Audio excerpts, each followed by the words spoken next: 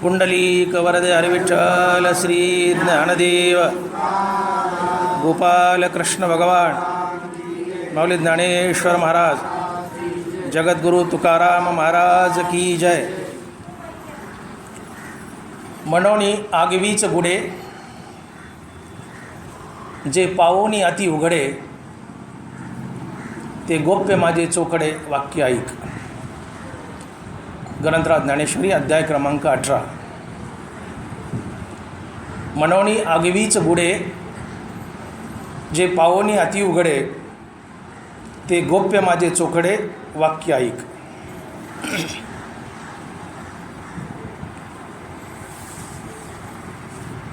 ज्ञानेश्वरीच्या साराच्याही सारात आलेली ही ओवी आहे. भगवंतानं अर्जुनाला 17 अध्याय सांगितले. अर्जुन थोडा साशंक दिसला. भगवान श्रीकृष्णानं 17 अध्यायाचं सार काढलं आणि 18वा निर्माण केला. तरी अर्जुन थोडा साशंक दिसला आणि शेवटी 18व्याचंही सार काढलं, अर्थात गीतेच्या साराचं सार काढलं आणि गीतेच्या साराच्या सारात शेवटी बोलतायत त्यातली ही ओवी. मनोनी आगवीच गुडे जे पावोनी अति उघडे ते गोप्य माझे चोखडे वाक्य ऐक. अविद्या नाशू हे स्थळ, मोक्ष पादान हे फळ, या दोही केवळ साधन ज्ञान ज्ञानवर आहे. इतुलेची नानापरी निरूपिले ग्रंथ विस्तारी, तीच आता 2 अक्षरी अनुवादावे. गीता म्हणजे काय किंवा ज्ञानेश्वरी म्हणजे काय? 2 ओव्यात ज्ञानोबाला सांगतात की ही गीता काय आहे किंवा हिचं प्रयोजन काय आहे, गीतेचं फळ काय आहे. ज्ञानोबा बोलतात अविद्या नाशू हे स्थळ, मोक्ष पादान हे फळ, या दोही केवळ साधन ज्ञान.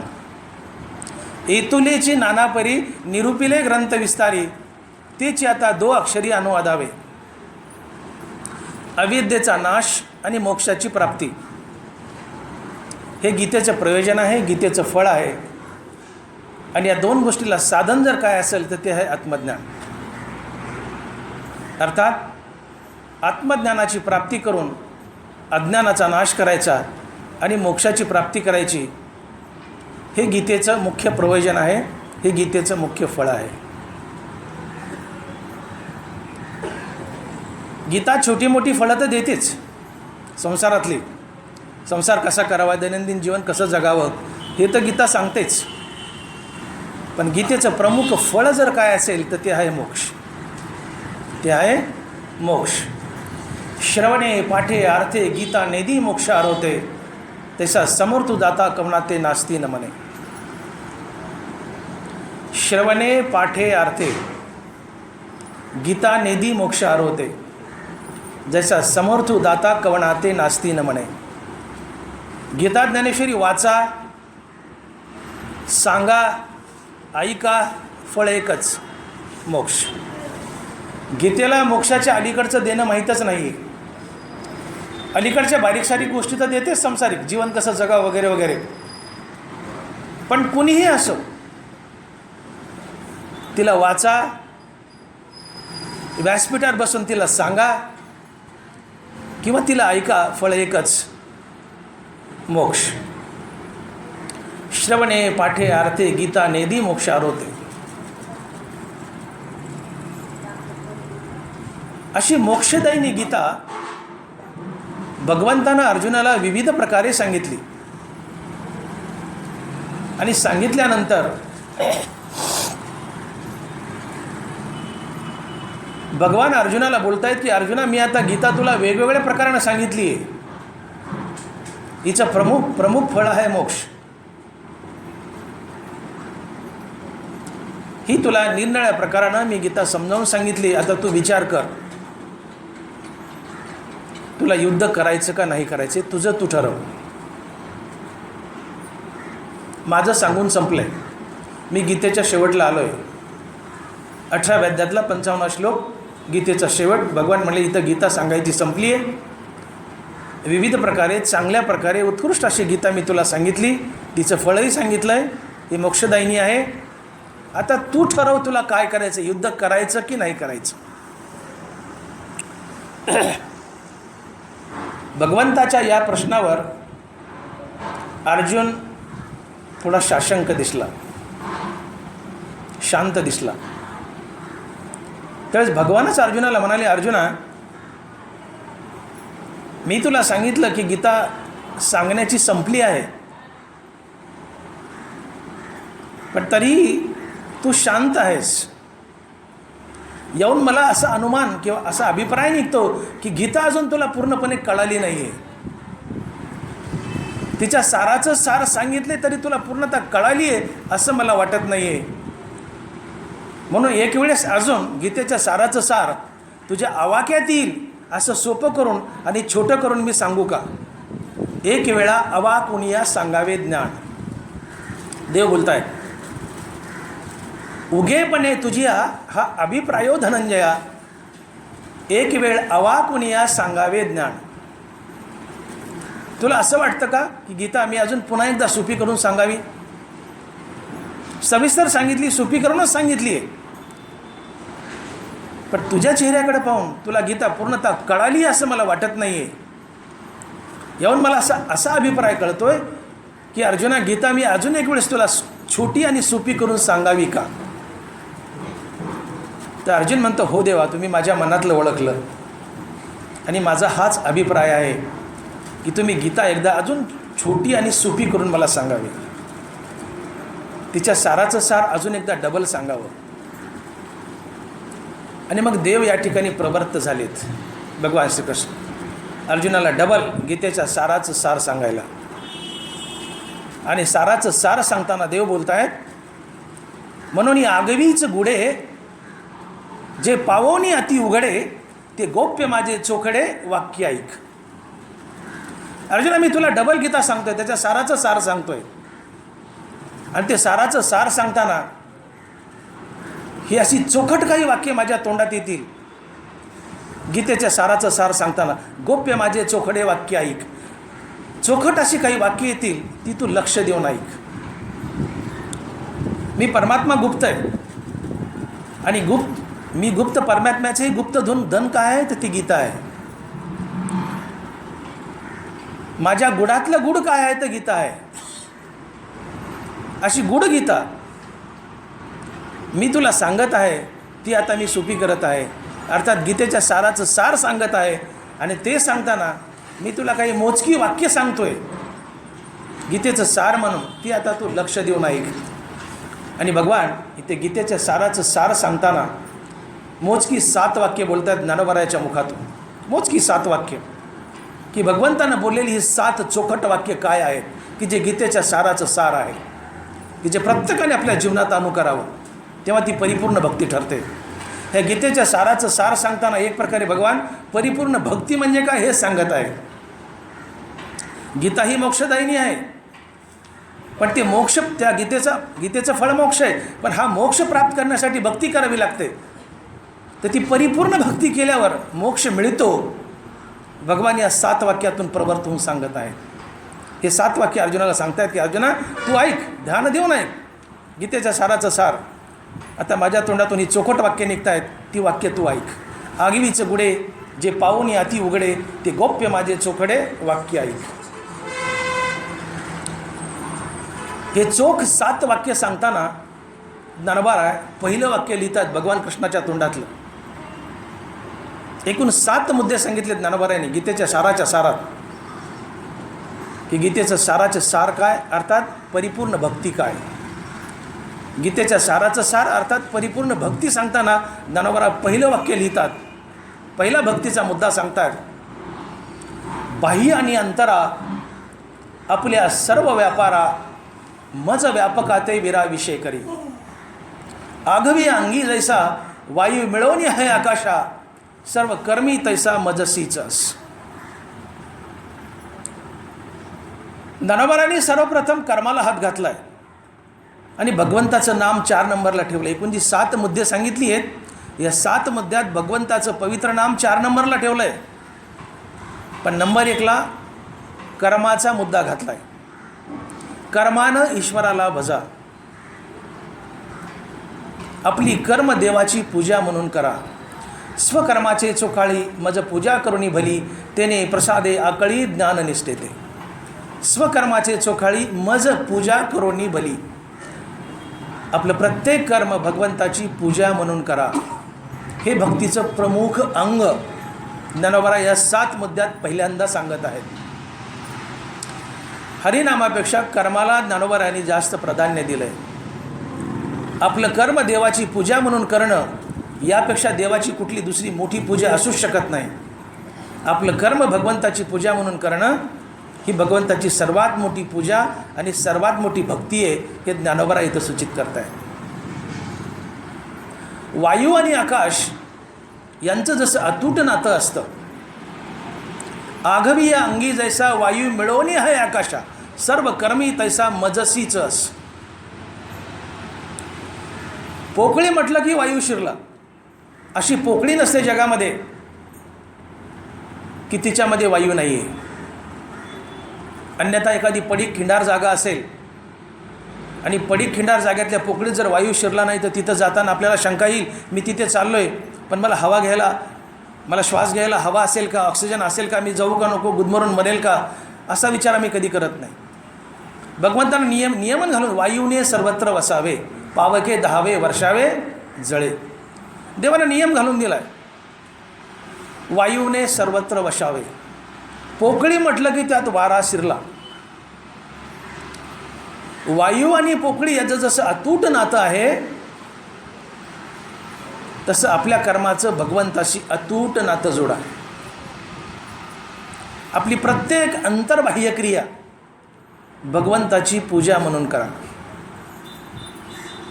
स्वकर्मानं ईश्वराला भजा. हा भक्तीतला पहिला मुद्दा ज्ञानोबा सांगताय. आपलं कर्म देवाची पूजा म्हणून करणं हा स्वधर्म असतो. स्वधर्म जो गीतेत शब्द आला आहे तो व्यवसाय रूपानं आला आहे. धर्म म्हणजे जातीपाती नव्हे. धर्म म्हणलं की आमच्या डोळ्यापुढे जात येते. हा अमक्या जातीचा, तो तमक्या जातीचा. देवाच्या काळात जाती नव्हत्या, त्या आम्ही पाडल्या. धर्म म्हणलं की जात आमच्या डोळ्यापुढे येते. धर्म म्हणजे जात नव्हे. धर्म म्हणजे नीतिमूल्य. धर्म म्हणजे रीती नीती, माणुसकी, इमानदारी, सत्य, अहिंसा, प्रेम, जिव्हाळा, सद्गुणाला धर्म म्हणतात. म्हणून ज्ञानेश्वरीमध्ये जो स्वधर्म हा शब्द आला आहे तो व्यवसाय रूपानं आला आहे. आपल्या वाट्याला आलेलं कर्म भगवंताची पूजा म्हणून करणं हा आपला स्वधर्म असतो. बघा अर्जुना, आपल्या वाट्याला आलेलं कर्म जर स्वधर्म असेल तर हे स्वधर्म टाकून तू पळतोयस कुरुक्षेत्रावरून. आणि स्वधर्म टाकून जर पळालास तर तुला पाप लागेल आणि तू 1 कल्पापर्यंत नरकाला जाशील. देव बोलतायत अर्जुनाला, अर्जुना स्वधर्म सांडशील तर पापावरपडा होशील आणि अपयश तेनं वचेल कल्पांतवरी. काय बोलतायत? अर्जुनाला खडसावलंय. अर्जुना स्वधर्म सांडशील तर पापावरपडा होशील आणि अपयश तेनं वचेल कल्पांतवरी. अर्जुना, आपल्या वाट्याला आलेलं कर्म ही भगवंताची पूजा म्हणून करणं हा स्वधर्म असतो. तू क्षत्रिय आहेस. क्षत्रियाचं स्वकर्म आहे युद्ध करणं, लढाई करणं. आणि लढाई अर्थात युद्ध टाकून तू पळतोय कुरुक्षेत्रावरून. लढाई करणं हा तुझा स्वधर्म आहे. तुझ्या वाट्याला आलेलं कर्म आहे. लढाई हाच तुझा स्वधर्म आहे. आणि तुझ्या वाट्याला आलेलं कर्म अर्थात स्वधर्म तू टाकून पळाला तर तू स्वधर्म टाकलायस. आणि जो स्वधर्म टाकून पळतो त्याला नरकाशिवाय गती नाही आहे, हे ज्ञानोबा बोलत आहेत. अर्जुना, स्वधर्म सांडशील तर पापावरपडा होशील आणि अपयश तेनं वचेल कल्पांतवरी. तुला अपकीर्तीचा धब्बा लागेल आणि 1 कल्पापर्यंत तू नरकाला जाशील. ना तरी रणी शव सांडीजे ते चौमेरी गिद्दी विदारीजे, त्याचा स्वधर्महीन अभिभवीजे महादोष. ज्ञानोबा आहे. रणांगणावर जर प्रेत पडलं तर त्याला जसं 4 बाजूनी गिधाडं तोडून खातात तसं स्वधर्म सांडून जर पळालास तर तुला महादोष तोडून खातील. अपकीर्तीचा धब्बा लागेल आणि 1 कल्पापर्यंत नरकाला जाशील. स्वधर्म टाकू नको. अर्जुनाच्या कानपिचक्या काढल्या देवानं इथं, की जोपर्यंत वैराग्य आणि आत्मस्वरूपाची ओळख नाही आहे, वैराग्याची प्राप्ती नाही आहे आणि आत्मस्वरूपाची ओळख नाही आहे, तोपर्यंत स्वधर्म टाकू नये. टाकला तर त्याला पाप लागतं आणि तो मनुष्य नरकाला जातो. ते देव बोलत आहेत. जव निरार्थता नाही तव व्यापारू असे पाही, मग संतुष्टीचे ठाई कुंटे सहज. आर्त म्हणजे इच्छा, निरार्थ म्हणजे निरीच्छ, आणि निरीच्छ म्हणजे वैराग्य. जव निरार्थता नाही तव व्यापारू असे पाही. जोपर्यंत वैराग्याची प्राप्ती नाही आहे तोपर्यंत कर्म हे बंधनकारक आहेत जे आपल्या वाट्याला आलेत ते. आणि वैराग्य प्राप्तीच्या आधी आणि आत्मस्वरूपाची ओळख पटण्याच्या आधी जर कोणी आपल्या वाट्याला आलेलं कर्म टाकलं, स्वधर्म टाकला, तर त्याला पाप लागतं आणि तो नरकाला जातो. अर्जुना, तू कर्म टाकशील तर नरकाला जाशील. देव बजावत आहे, कर्म टाकू नकोस. जब आत्मज्ञानाविकी निश्चिती नव्हे निकी तव नोहे यागादिकी उदासीना. दर्शनाला जे माणसं येतील त्यांना कृपया घंटी वाजू देऊ नका, घंटी बंद करा तेवढी. आत्मज्ञानाविकी जेव्हा निश्चिती नाही निकी तव नोहावे यागादिकी उदासीना. आत्मा जेव्हा द्रष्ट नव्हे तेव्हा कर्म करणे की ठाये आणि करावे ते आहे सायास्वादी. जोपर्यंत आत्मस्वरूपाची ओळख नाही आहे, आत्मासमोर द्रष्ट होत नाही किंवा तू आत्मस्वरूप बनत नाही आहेस विवेक वैराग्यातून, अर्थात वैराग्याची प्राप्ती आणि आत्मस्वरूपाची ओळख नाही आहे, तोपर्यंत कर्म टाकू नये. ती कर्म प्रत्येकाला बंधनकारक आहेत. हा शास्त्राचा दंडक आहे. आणि वैराग्य प्राप्तीच्या आधी आणि आत्मस्वरूपाची ओळख पटण्याच्या आधी कर्म टाकली तर दोष लागतो, पाप लागतो आणि माणूस नरकाला जातो. मग अर्जुना, जो स्वधर्म तारक आहे, ज्या स्वधर्मानं मोक्ष मिळतो, तो स्वधर्मच तू टाकून पळतोयस. मोक्ष सोड, तू सरळ नरकाला जाशील. स्वधर्माची विसरलासी तरावेजेने. बरोबर आहे. स्वधर्माची विसरलासी तरावेजेने. स्वधर्म हा तारक आहे. स्वधर्म टाकू नको, तू नरकाला जाशील. या कौरवा भलते झाले अथवा पांडवा काही पातले, की जगच जरी बुडाले येत तरी स्वधर्म एक आहे जो सर्वथा त्याज्य नव्हे, मग तरीजेल काय पाय कृपाळूपणे. अरे कौरव मेले काय पांडव मेले काय, किंवा ही पृथ्वीच बुडाली काय, याचा विचार करू नको. पांडव मरू दे, कौरव मरू दे, ना तर पृथ्वी बुडू दे, स्वधर्म टाकायचा नसतो. स्वधर्म एक आहे जो सर्वथा त्याज्य नव्हे, मग तरीजेल काय पाय कृपाळूपणे. तिकडचे चुलत आहेत, इकडचे सख्य आहेत, मेले तर ते माझे, हे माझे असं समजून जर युद्ध टाकशील तर स्वधर्म टाकला, आणि स्वधर्म टाकला की तुला पाप आणि पापाने नरक. अरे कौरव मरू दे, नाही तर पांडव मरू दे, नाही तर पृथ्वी बुडू दे, त्याचा तू विचार करू नको. त्या पृथ्वीच्या निर्मितीला मी पुन्हा समर्थ आहे, देव बोलत आहेत, तू त्याचा विचार करू नको. तुझा स्वधर्म या प्रसंगी युद्ध करणं, ते तू युद्ध कर. आणि ते तू युद्ध टाकून पळतोयस, स्वधर्माची विसरलासी तरावेजेने. अरे जो स्वधर्म तारक आहे तेच तू टाकून पळायला लागला, कसा तरशील म्हणले. तुला काय गीता कळाली म्हणले. मग तुकोबराय बी बोलत आहेत. एका अभंगातून तुकोबराने खडसावलंय, न बाणता स्थिती अंगी कर्मत्यागी लंडतो, तुका म्हणे अधम त्याशी भक्ती दुषी हरीची. न बाणता स्थिती अंगी कर्मत्यागी लंडतो. जोपर्यंत आत्मस्वरूपाची ओळख नाही, न बाणता स्थिती अंगी, स्थिती म्हणजे आत्मस्थिती, जोपर्यंत आत्मस्थिती अर्थात आत्मस्वरूपाची ओळख नाही आणि त्याच्या आधी आपल्या वाट्याला आलेली कर्म टाकतो, तो लंड आहे म्हणले, तो पापी आहे म्हणले. तुकोबर आहे बोलतात, तो लंड आहे, तो पापी आहे, तो अधम आहे. न मानता स्थिती अंगी कर्मत्यागी लंडतो, तुका म्हणे अधम त्याशी भक्ती दूषी हरीची. तो भक्तीला भूषण नसून भक्तीला दूषण आहे. जो आपल्या वाट्याला आलेलं कर्म टाकतो आणि नुसतं देवाचं नाव घेतो, तो भक्तीला भूषण नसून दूषण आहे म्हटलं. भगवंताचं नाव तर घे, पण त्या जोडीला तुझ्या वाट्याला आलेलं कर्म देवाची पूजा म्हणून कर, स्वधर्माचं पालन कर आणि त्यासोबत भगवंताचं नाव घे, तेव्हा ते भक्तीला भूषण आहे. अन्यथा नुसतं नाम घेतलं आणि आपल्या वाट्याला आलेलं कर्म टाकलंस तर ते दूषण आहे, तुला दोष लागेल, नरकाला जाशील. न बाणता स्थिती अंगी कर्मत्यागी लंडतो, तुका म्हणे अधम त्यासी भक्ती दोषी हरीची. आणि म्हणून कर्माने ईश्वराला भजा. आपलं कर्म देवाची पूजा म्हणून करणं ही भगवंताची खरी भक्ती असते. हा भक्तीचा पहिला मुद्दा ज्ञानोबाराय चिडतात. 7 मुद्दे सांगितलेत साराच्या सारात गीतेच्या, त्यातला पहिला मुद्दा ज्ञानोबारायाने कर्माला हात घातला आहे, नाम भगवंताचं 4 नंबरला ठेवलं आहे, 1 नंबरला कर्म घेतली आहे.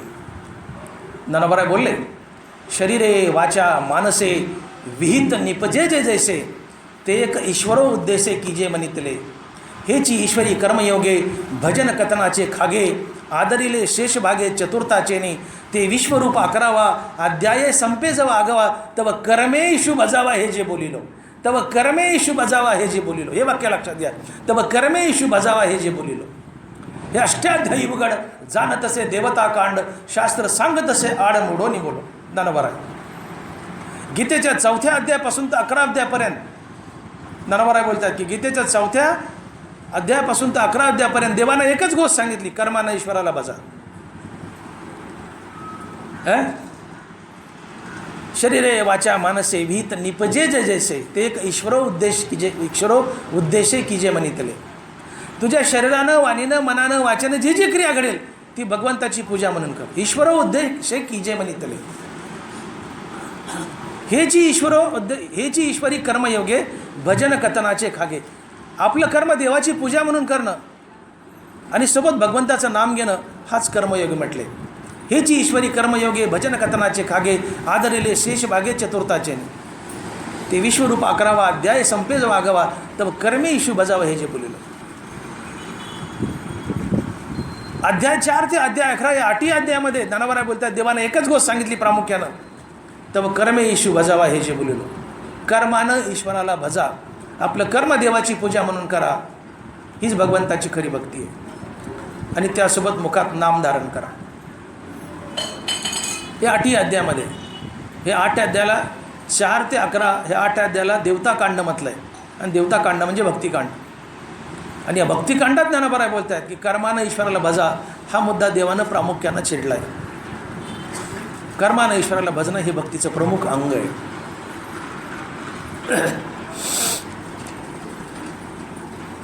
कुरुक्षेत्रावर अर्जुनाला भगवंतानं गीता सांगितली. जी गीता जगात भगवंतानं कुणालाही सांगितली नाही, कुणालाही. जे न बोले वसुदेवासी, जे न बोले माता देवकीसी, जे न बोले भ्राता बळीभद्रासी ते अर्जुनेसी सांगत असे.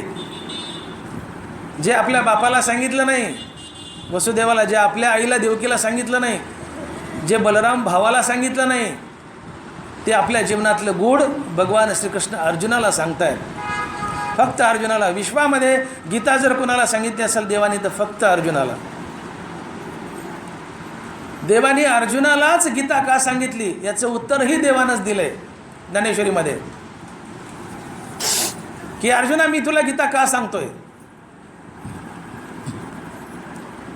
देव बोलतायत, तुवा सर्व कर्मे आपुली सर्वदा मज अर्पिली तेने प्रसन्नता लाधली आजी हे माझी. येणेची प्रसाद बळे नवे झुंजाचेने आढळे न ठकेची एक वेळे भाळलो तुझं. अर्जुना मी तुला गीता का सांगितली, मी तुला गीता का सांगितली याचं कारण काय. तुवा सर्व कर्मे आपुली सर्वदा मज अर्पिली. तुवा सर्व कर्मे आपुली सर्वदा मज अर्पिली त्याने प्रसन्नता लाधली आजी हे माझी. अर्जुना मी तुला गीता का सांगत आहे याचं प्रमुख एकच कारण, आजपर्यंत तू जे जे कर्म केलंयस ते भगवान कृष्णाची पूजा म्हणून केलंयस. तुवा सर्व कर्मे आपुली सर्वदा मज अर्पिली त्याने प्रसन्नता लाधली आजी हे माझी. मी तुझ्यावर प्रसन्न आहे म्हणले, मी फिदा आहे. युद्धाचा प्रसंग आहे, नगारे पिटतायत, मोठमोठे हत्ती उंट घोडे चिंकाळत आहेत. अशा गोंधळामध्येही तुला गीता सांगताना मला अडथळा येत नाही का. मी तुझ्यावर फिदा आहे, मी तुझ्यावर प्रसन्न आहे. का प्रसन्न आहे त्याचं एकच कारण, मी तुझ्यावर प्रसन्न आहे तुला गीता सांगतो याचं एकच कारण. आजपर्यंत अर्जुना तू तुझं प्रत्येक कर्म भगवान कृष्णाची पूजा म्हणून केलं आहेस आणि भगवान कृष्णाला अर्पण केलं आहे, म्हणून मी प्रसन्न आहे, म्हणून मी गीता सांगत आहे. तू सर्व कर्मे आपुली सर्वदा मज अर्पिली म्हणून ही प्रसन्नता लादली आजी हे माझी. जी गीता जगात कुणाला सांगितली नाही, विश्वात कुणाला सांगितली नाही, ती अर्जुनाला देव सांगतायत आणि त्याचं कारण सांगतायत. की तू प्रत्येक कर्मदेवाची कृष्णाची पूजा म्हणून केलेस, यामुळे मी तुला गीता सांगतोय. यावरून सरळ सरळ सिद्ध होत आहे, नरवारा सांगतायत की कर्मानं ईश्वराला भजणं ही भगवंताची प्रमुख पूजा आहे. तोंडानं देवाचं नाव तर घ्याच, ते तर पाहिजेच, रिकामा अर्धघडी राहू नको, हे तर हवंच. पण केवळ मुखानं देवाचं नाव घेणं ही अपरिपूर्ण भक्ती आहे. आपल्या वाट्याला आलेलं कर्म भगवंताची पूजा म्हणून करणं आणि त्याला हरिनामाची संगती देणं ही परिपूर्ण भक्ती आहे. हे भक्तीचं प्रमुख अंग आहे. या 7 वाक्यात ज्ञानोबा पहिल्या वाक्यात बजावतात. पुढची 6 वाक्य पाहिजेत आपल्याला. आपलं पहिलंच वाक्य चाललंय अजून, कर्मानं ईश्वराला भजा. सकाळी उठल्यानंतर आपल्या प्रत्येक कर्माचा भगवंताशी संबंध जोडा. सकाळी उठल्यानंतर माता मावल्याने आपलं अंगण झाडताना मनात ही कल्पना ठेवावी, मी माझ्या घराचं अंगण झाडत नाही, मी प्रत्यक्ष पांडुरंगाच्या रावळाचं अंगण झाडते. तुमचं झाडणं ही पूजा ठरेल. आपल्या प्रत्येक क्रियेचा संबंध भगवंताशी जोडा. सकाळी लहान मुलाला स्नान घालता, मनात ही भावना ठेवा, मी प्रत्यक्ष बालकृष्णाला स्नान घालते. लहान बाळाला आंघोळ घालणं ही तुमची पूजा ठरेल. दारात एखादा भिकारी आलाय, त्याला पसाभर वैरणाभर दानं वाढले, तुम्ही मनात ही कल्पना ठेवा, भिकाऱ्याला नाही, मी प्रत्यक्ष पांडुरंगाला दान करत आहे. मी डोळ्याचा डॉक्टर आहे, मी पेशंट तपासते डोळ्याचे, डॉक्टर भागवत मोठे नेत्रतज्ञ बीड. मी डोळ्याचा डॉक्टर आहे, डोळ्याचे पेशंट तपासतोय, तुम्ही आले माझ्याकडं, तुम्ही आमके तमके माझ्याकडे आले, ही भावना माझ्या मनात नसावी. प्रत्यक्ष पांडुरंग माझ्या दवाखान्यात आला आणि मी पांडुरंगाला तपासत आहे, ही माझी भावना असावी. माझे डोळे तपासणं ही भगवंताची पूजा ठरेल.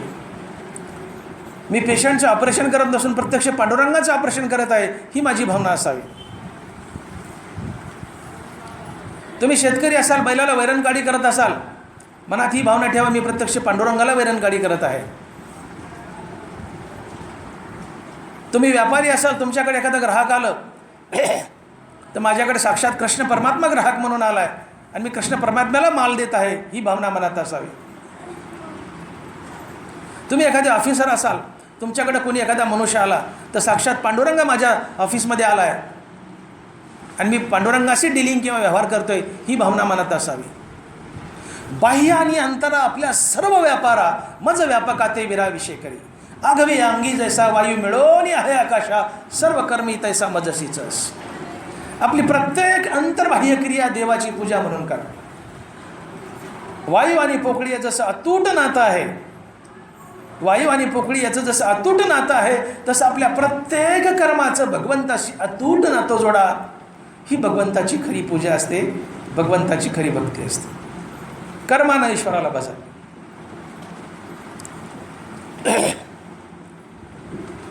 अर्जुन कुरुक्षेत्रावर युद्ध टाकून पळत होता.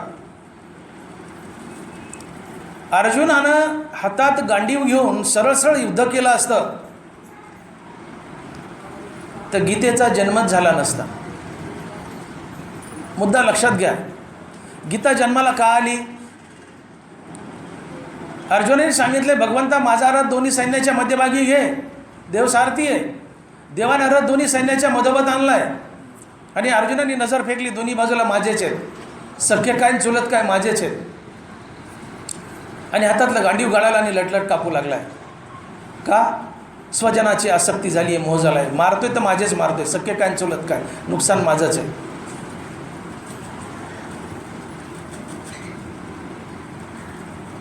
इथे अर्जुनाने आपले स्वजन पाहून जर गांडीव धनुष्य टाकलं नसतं आणि सरळ युद्ध सुरू केलं असतं, धडाधड चेंडूसारखे मुंडके उडवले असते, तर भगवान कृष्णाला गीता सांगण्याची गरज होती का? गीतेचा जन्म झाला असता का? काही गरजच नाही ना. कशाला गेले ते युद्ध करायला? आणि मध्यभागी रथ नेलाय आणि अर्जुन म्हणला असता, देवा मी युद्ध सुरू करतो, तू आता सारथ्य कर, आणि धडाधड बाण सोडून मुंडके उडवले असते. देवाला गीता सांगायची गरज होती का? देवाने गीता का सांगितली? आपले बघून चुलत सख्य आपले बघून अर्जुना म्हटला, तर माझेच मी मारतोय, कसे मारू? मोह झाला आणि स्वधर्म विसरला.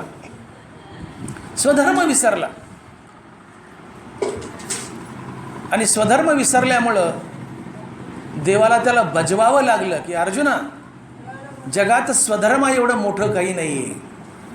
मी बोललो बाबी, हे तर कौरवा भलते झाले अथवा पांडवाची मेले, हां, की जगाचे बुडाले जरी येत तरी स्वधर्म एक आहे जो सर्वथा त्याज्य नोहे.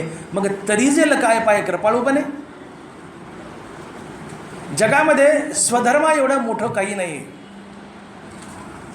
आपल्या वाट्याला आलेलं कर्म देवाची पूजा म्हणून करणं हा स्वधर्म आहे. आणि या स्वधर्माचं पालन हे जगात सगळ्यात मोठं कर्तव्य आहे.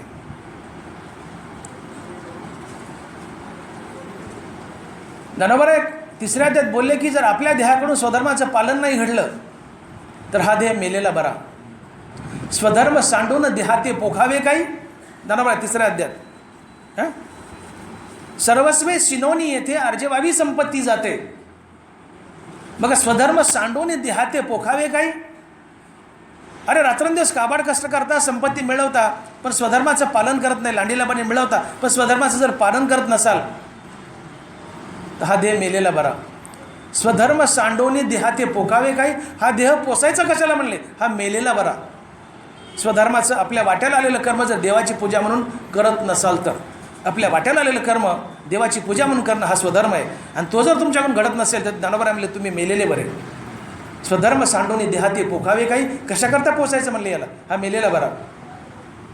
आणि अर्जुन स्वधर्मच टाकत होता, आपले कर्म टाकत होता.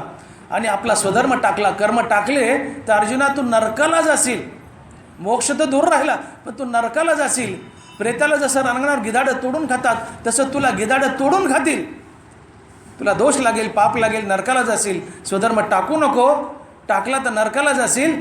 एवढं बजावण्याकरता देवाला गीता सांगावी लागली आणि गीतेचा जन्म झाला. स्वधर्म टाकू नये आणि टाकला तर दोष आणि पाप लागतं आणि मनुष्य नरकाला जातो. आणि म्हणून स्वधर्म टाकू नका, स्वधर्म देवाची पूजा म्हणून करा. एवढं बजावण्यासाठी देवाला गीता सांगावी लागली आणि गीतेचा जन्म झाला. अन्यथा गीता जन्माला येण्याचं कारण नव्हतं. म्हणून ज्या गोष्टीमुळे गीतेचा जन्म झाला आहे ती गोष्ट आहे स्वधर्माचं पालन. स्वधर्म म्हणजे आपल्या वाट्याला आलेलं कर्म देवाची पूजा म्हणून करणे. आणि म्हणून आपल्या वाट्याला आलेलं कर्म देवाची पूजा म्हणून करणे हे भक्तीचं प्रमुख अंग ठरतं. ही प्रमुख भक्ती असते. कर्मानं ईश्वराला भजणं हीच खरी भक्ती असते. आपलं कर्म देवाची पूजा म्हणून करणं यापेक्षा दुसरी कुठली मोठी पूजा असू शकत नाही. ही सर्वात मोठी पूजा असते. कर्मानं ईश्वराला भजा. दानवराय बोलले, मला सांगा भक्तीमध्ये आपण एकच चाकोरी पकडली, नाम नाम नाम नाम नाम नाम नाम, ठीक आहे, नाम ठीक आहे, नाम नाम तर आहेच आहे, पण कर्माचं काय? ज्ञानोबा इकडे बोलतात, अगा कर्मे जे उरावे ते तीही सुखदुःखी फळावे आणि तया ते भोगावया यावे देहा एका. ठीक आहे म्हणले तुम्ही नाम पकडून चाललात, पण इकडे ज्ञानोबा बोलतात की मुंगीच्या पायाइतकं जरी कर्म अर्थात पाप पुण्य शिल्लक राहिलं तर ते भोगण्यासाठी तुम्हाला पुन्हा पुन्हा जन्म धरावे लागतात आणि 184 योनीमध्ये फिरावं लागतं. आगा कर्मे जे उरावे ते तीही सुखदुःखी फळावे आणि तया ते भोगावया यावे देहा एका. पाप पुण्य अर्थात कर्म थोडंही शिल्लक राहिलं तर त्याचा भोग देण्यासाठी पुन्हा पुन्हा जन्म धरावे लागतात. 84 लाख योनीमध्ये फिरावं लागतं. आणि आम्ही तर कर्माचे आणि पाप पुण्याचे ते गठोड्याच्या गठोडे तयार करून मागं ठेवायलो. याचा भोग देण्यासाठी पुन्हा पुन्हा जन्म धरावा लागेल. आणि भगवान वैकुंठाला जाताना बोलले की माझं म्हणजे गीतेतच बोलत आहे, पण जाता जाता म्हटले मी एक तुम्हाला युक्ती सांगून जातो मोक्ष मिळवण्याची, जीवनाचं कल्याण करण्याची. देव बोलतायत जाता जाता, म्हणून फळी लागू सांडवणे देह सांगू कर्मे करावी हा चांगू निरोप माझा. मी जातोय वैकुंठाला पण जाता जाता एक तुम्हाला चांगला निरोप देऊन जातो. कृष्ण बोलतायत, म्हणून फळी लागू सांडवणे देह सांगू कर्मे करावी हा चांगू निरोप माझा. जाता जाता मी एक चांगला निरोप देऊन जातो म्हणले. काय? फळी लागू सांडोनी देह सांगू कर्मे करावी चांगू हा निरोप माझा. जो जीव बंदे सिनला सुटके जाचे आपला त्याने पुढती पुढती या बोला आनन कीजे. जो जीव बंधनानच शिनला आणि ज्याला मोक्ष हवाय त्याला मी हे जे सांगतोय फलत्यागयुक्त कर्म करा याशिवाय गत्यंतर नाही. आपली सोडवणे मुमुक्षु जो जागो जाणे तया सर्वस्वी करणे हेची एक. त्याला हेच करावं लागेल म्हणले. काय? फळी लागू सांडवणे देह संगू कर्मे करावी हात सांगू निरोप माझा. आपल्या वाट्याला आलेलं कर्म फलत्यागयुक्त करा, अर्थात देवाची पूजा म्हणून करा. कारण कर्म देवाची पूजा म्हणून केलं की त्याच्या फळाचा आपाप त्याग होतो. अलग लक्षात. एखाद्या माणसाचं मुंडकं कापलं की शरीराचा त्याग आपाप होतो. शिर लोटलिया ए रांग, ज्ञानाबरा बोलतात 18व्या अध्यायात. शिर लोटलिया ए रांग, मुंडकं कापलं की शरीराचा त्याग आपाप होतो. कर्म देवाची पूजा म्हणून केलं की फळाचा त्याग आपाप होतो. वेगळा त्याग करायची गरज नाही. म्हणून जो हट्ट आहे कर्म देवाची पूजा म्हणून करा, पूजा म्हणून करा. का पूजा म्हणून करायची? कर्म देवाची पूजा म्हणून केलं की त्या कर्मातून निर्माण होणारं पुण्य देवाला जातं आणि ते पुण्य आमच्या पदरी साठवून राहत नाही. आणि पुण्य जर आमच्या पदरी नसेल कर्मरूपानं तर पुन्हा जन्म धरण्याची गरज लागत नाही. आणि म्हणून कर्म देवाची पूजा म्हणून करायची. म्हणून देव बोलतात की म्हणून फळी लागू सांडोनी देह संगू कर्मे करावी हा चांगू निरोपू माझा. तुम्हाला संसारात कोण बांधतं? नरवडा बोलले तैसा कर्तृत्वाचा मधू आणि फळभोगाचा आस्वादू या दोहीचे नाव बंधू कर्माचा की. तुम्हाला कोणी बांधलंय? ओळीकडे नीट लक्ष द्या. तैसा कर्तृत्वाचा मधू आणि फळभोगाचा आस्वादू या दोहीचे नाव बंधू कर्माचा की. कर्तृत्वाचा मधू हे कर्म मी करतोय, कर्तृत्वाचा मधू आणि फळभोगाचा आस्वादू हे फळ मला मिळावं. हे कर्म मी करतोय, आज ही मी गीता बोलतोय, हे कर्म करतोय आणि याचं पुण्य मला मिळावं या भावनेने मी व्यासपीठावर बसलो. हे जे घडगंजे पोत्यांनी पुण्य मला मिळाली प्रवचन केल्यावर त्यांनी मला बांधलं. मी पांडुरंगाची सेवा म्हणून करतो ह्या वासनेने इथं बसावं, ते पांडुरंगाला जाईल. पण मी इथं बसलोय, गीतेवर प्रवचन करतोय, कर्म करतोय, पण प्रवचन मी करतोय आणि प्रवचनाचं फळ मला मिळावं या भावनेने बसलं की त्यांनी मला बांधलं. पुन्हा पुन्हा जन्ममानाच्या फेऱ्यात ते बांधणार. कर्तृत्वाचा मधू आणि फळभोगाचा आस्वादू या दोहीचे नाव बंधू कर्माचा. आणि म्हणून या दोहीच्या विकी बापू ना तळे लेकी म्हणून होऊ न शके बंधू पाप पुण्या. जसा बाप आपल्या मुलीला लहानाचं मोठं करतो,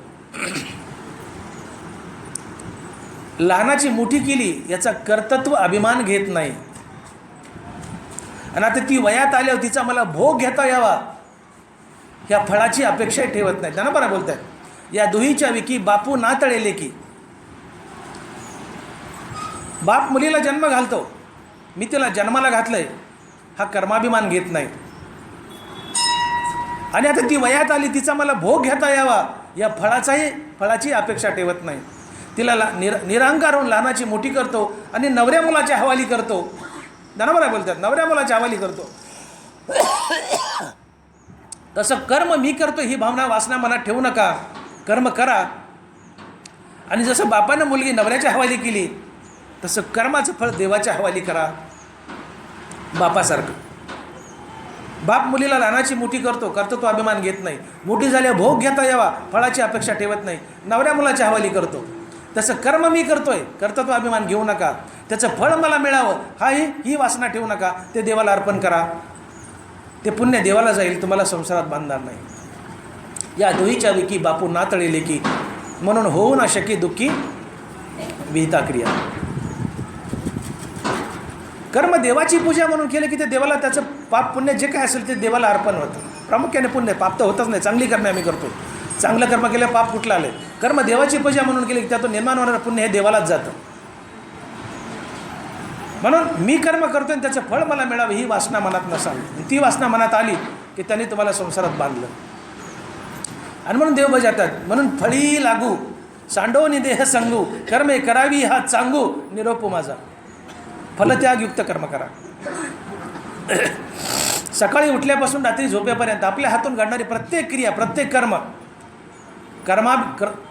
कर्माभिमान आणि फलेच्छा टाकून, कर्तव्य आणि प्रभुपूजा समजून, ईश्वराप्रित्यर्थ आणि ईश्वरार्पण बुद्धीने करा. सकाळी उठल्यापासून रात्री झोपेपर्यंत आपल्या हातून घडणारं प्रत्येक कर्माभिमान आणि फलेच्छा टाकून, कर्तव्य आणि प्रभुपूजा समजून, ईश्वराप्रित्यर्थ आणि ईश्वरार्पण बुद्धीने करा. त्याचं फळ देवाला जाईल त्या कर्माचं आणि तुम्हाला संसारात बांधणार नाही. कर्माचं फळ म्हटलं की आपल्याकडं एक अशी भावना झाली आहे, बरेचसे लोक गीतेला घाबरतात.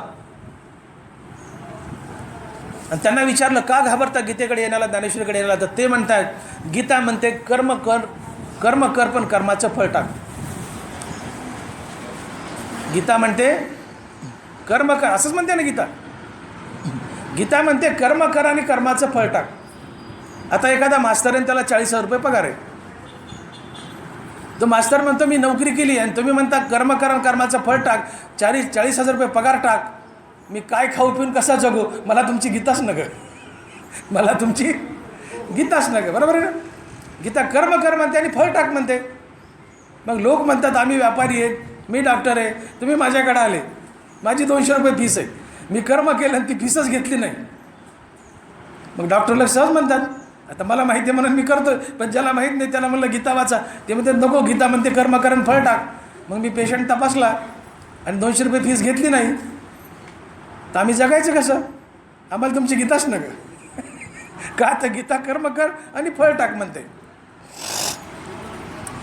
पण इथं समजून घेण्याचा घोटाळा आहे. गीता कर्म करून फळ टाक म्हणते म्हणजे तुमचा पगार टाक म्हणत नाही. पगार हा कर्माचं फळ नसतं. कर्माचं फळ असतं पाप पुण्य. कर्माचं फळ असतं पाप पुण्य, पगार नाही. गीता पगार टाक म्हणत नाही, पगार तर घ्या म्हणते ना.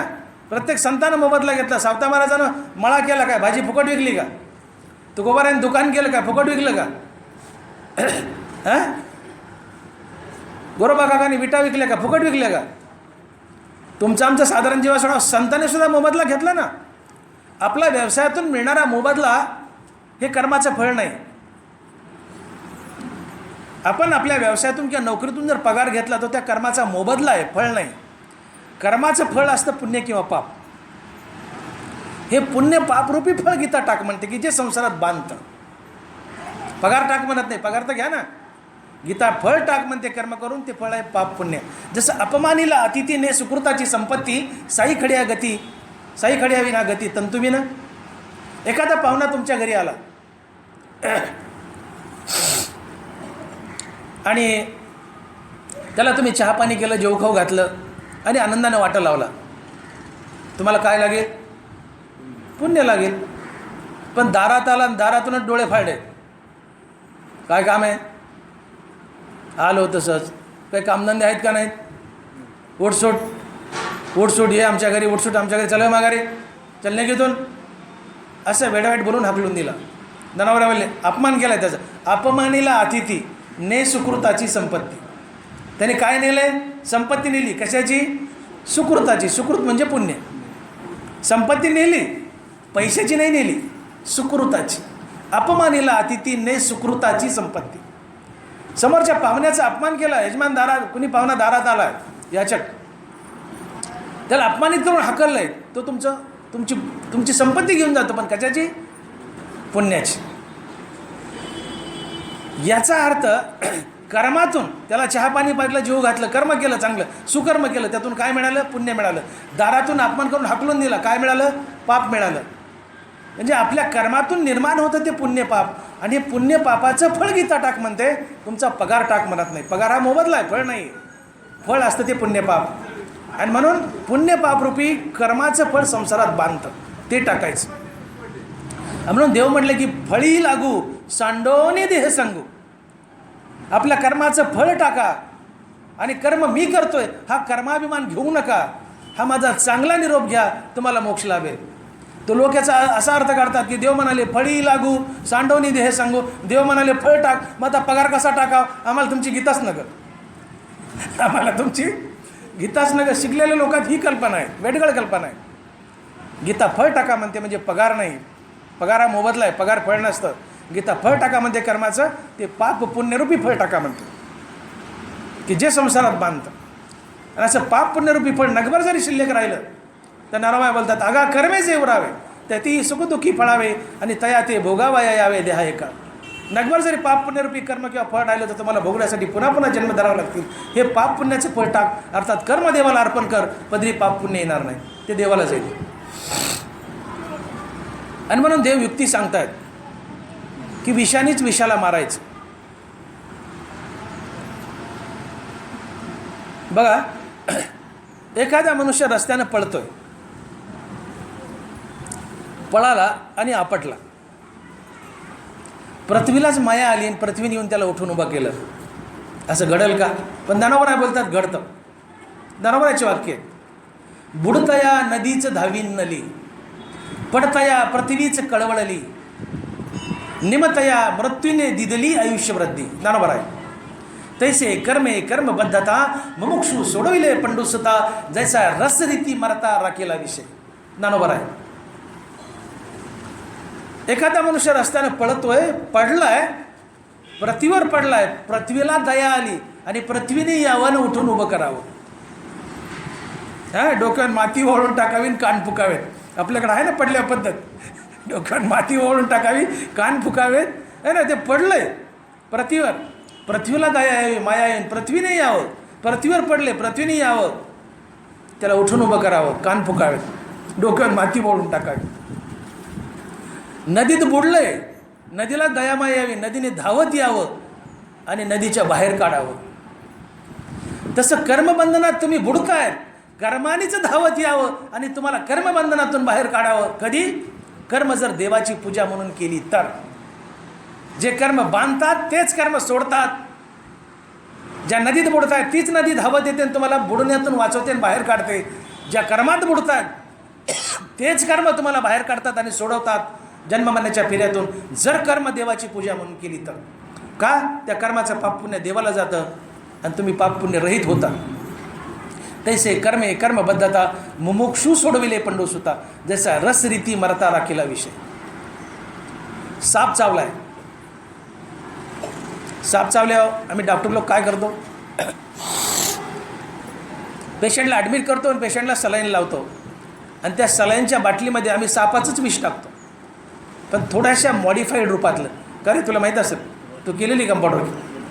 हां, साप चावला, आमच्या डॉक्टर लोकांकडे जर पेशंट आला तर त्या बाटलीत आम्ही सापाचंच विष टाकतो, थोडंसं बदललेल्या अवस्थेतलं, मॉडिफाईड स्वरूपातलं, की ज्याला अँटी स्नेक व्हेनम म्हणतात, ASV, अँटी स्नेक व्हेनम.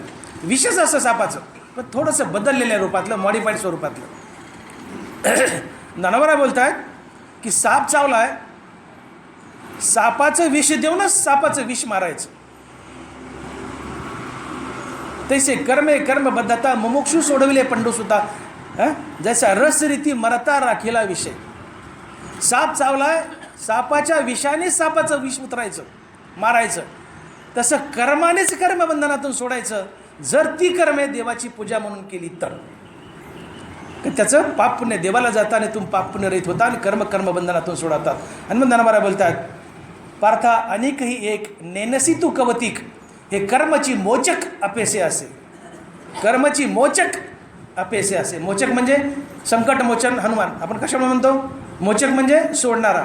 संकट मोचक हनुमान आहे ना आपल्या पिढीमध्ये. का म्हणतात संकट मोचक? मोचक म्हणजे सोडणारा, संकटातून सोडवणारा हनुमान म्हणजे संकट मोचक.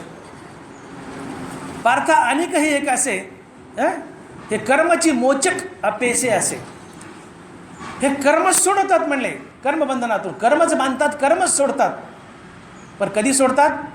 फलत्यागयुक्त केली तर, देवाची पूजा म्हणून केली तर. कारण त्याचं पुण्य पाप देवाला जातं, तुमच्या पदरी राहत नाही आणि तुम्ही निष्पाप होता, निष्पुण्य होता आणि तुम्हाला मोक्ष शोधत येतो. आणि मग परमार्थ करत असताना, परमार्थ म्हणजे दुसरं तिसरं काही नसून जीवन पाप पुण्यरहित होण्यासाठी आयुष्यभर केलेली साधना म्हणजेच परमार्थ. तुमच्या पदरी गडगंज पुण्य स्वर्गाला जाल, गडगंज पाप आहे नरकाला जाल. पाप पुण्य समान आहे, पुन्हा मनुष्य व्हाल. पदरी पाप पुण्यच नाही तर मुक्त व्हाल. गडगंज पुण्य स्वर्गाला जाल, गडगंज पाप आहे नरकाला जाल. पाप पुण्य समान आहे, पुन्हा मनुष्य व्हाल. पाप पुण्य शिल्लक नाही, मुक्त व्हाल. जीवन पाप पुण्यरहित बनवा. आणि ते बनवण्यासाठी प्रत्येक कर्म देवाला अर्पण करा. त्याचं पुण्य पाप देवाला जातं आणि तुम्ही पाप पुण्यरहित होता. मोक्ष तुम्हाला शोधत होतो, सद्गुरू तुम्हाला शोधत येतो.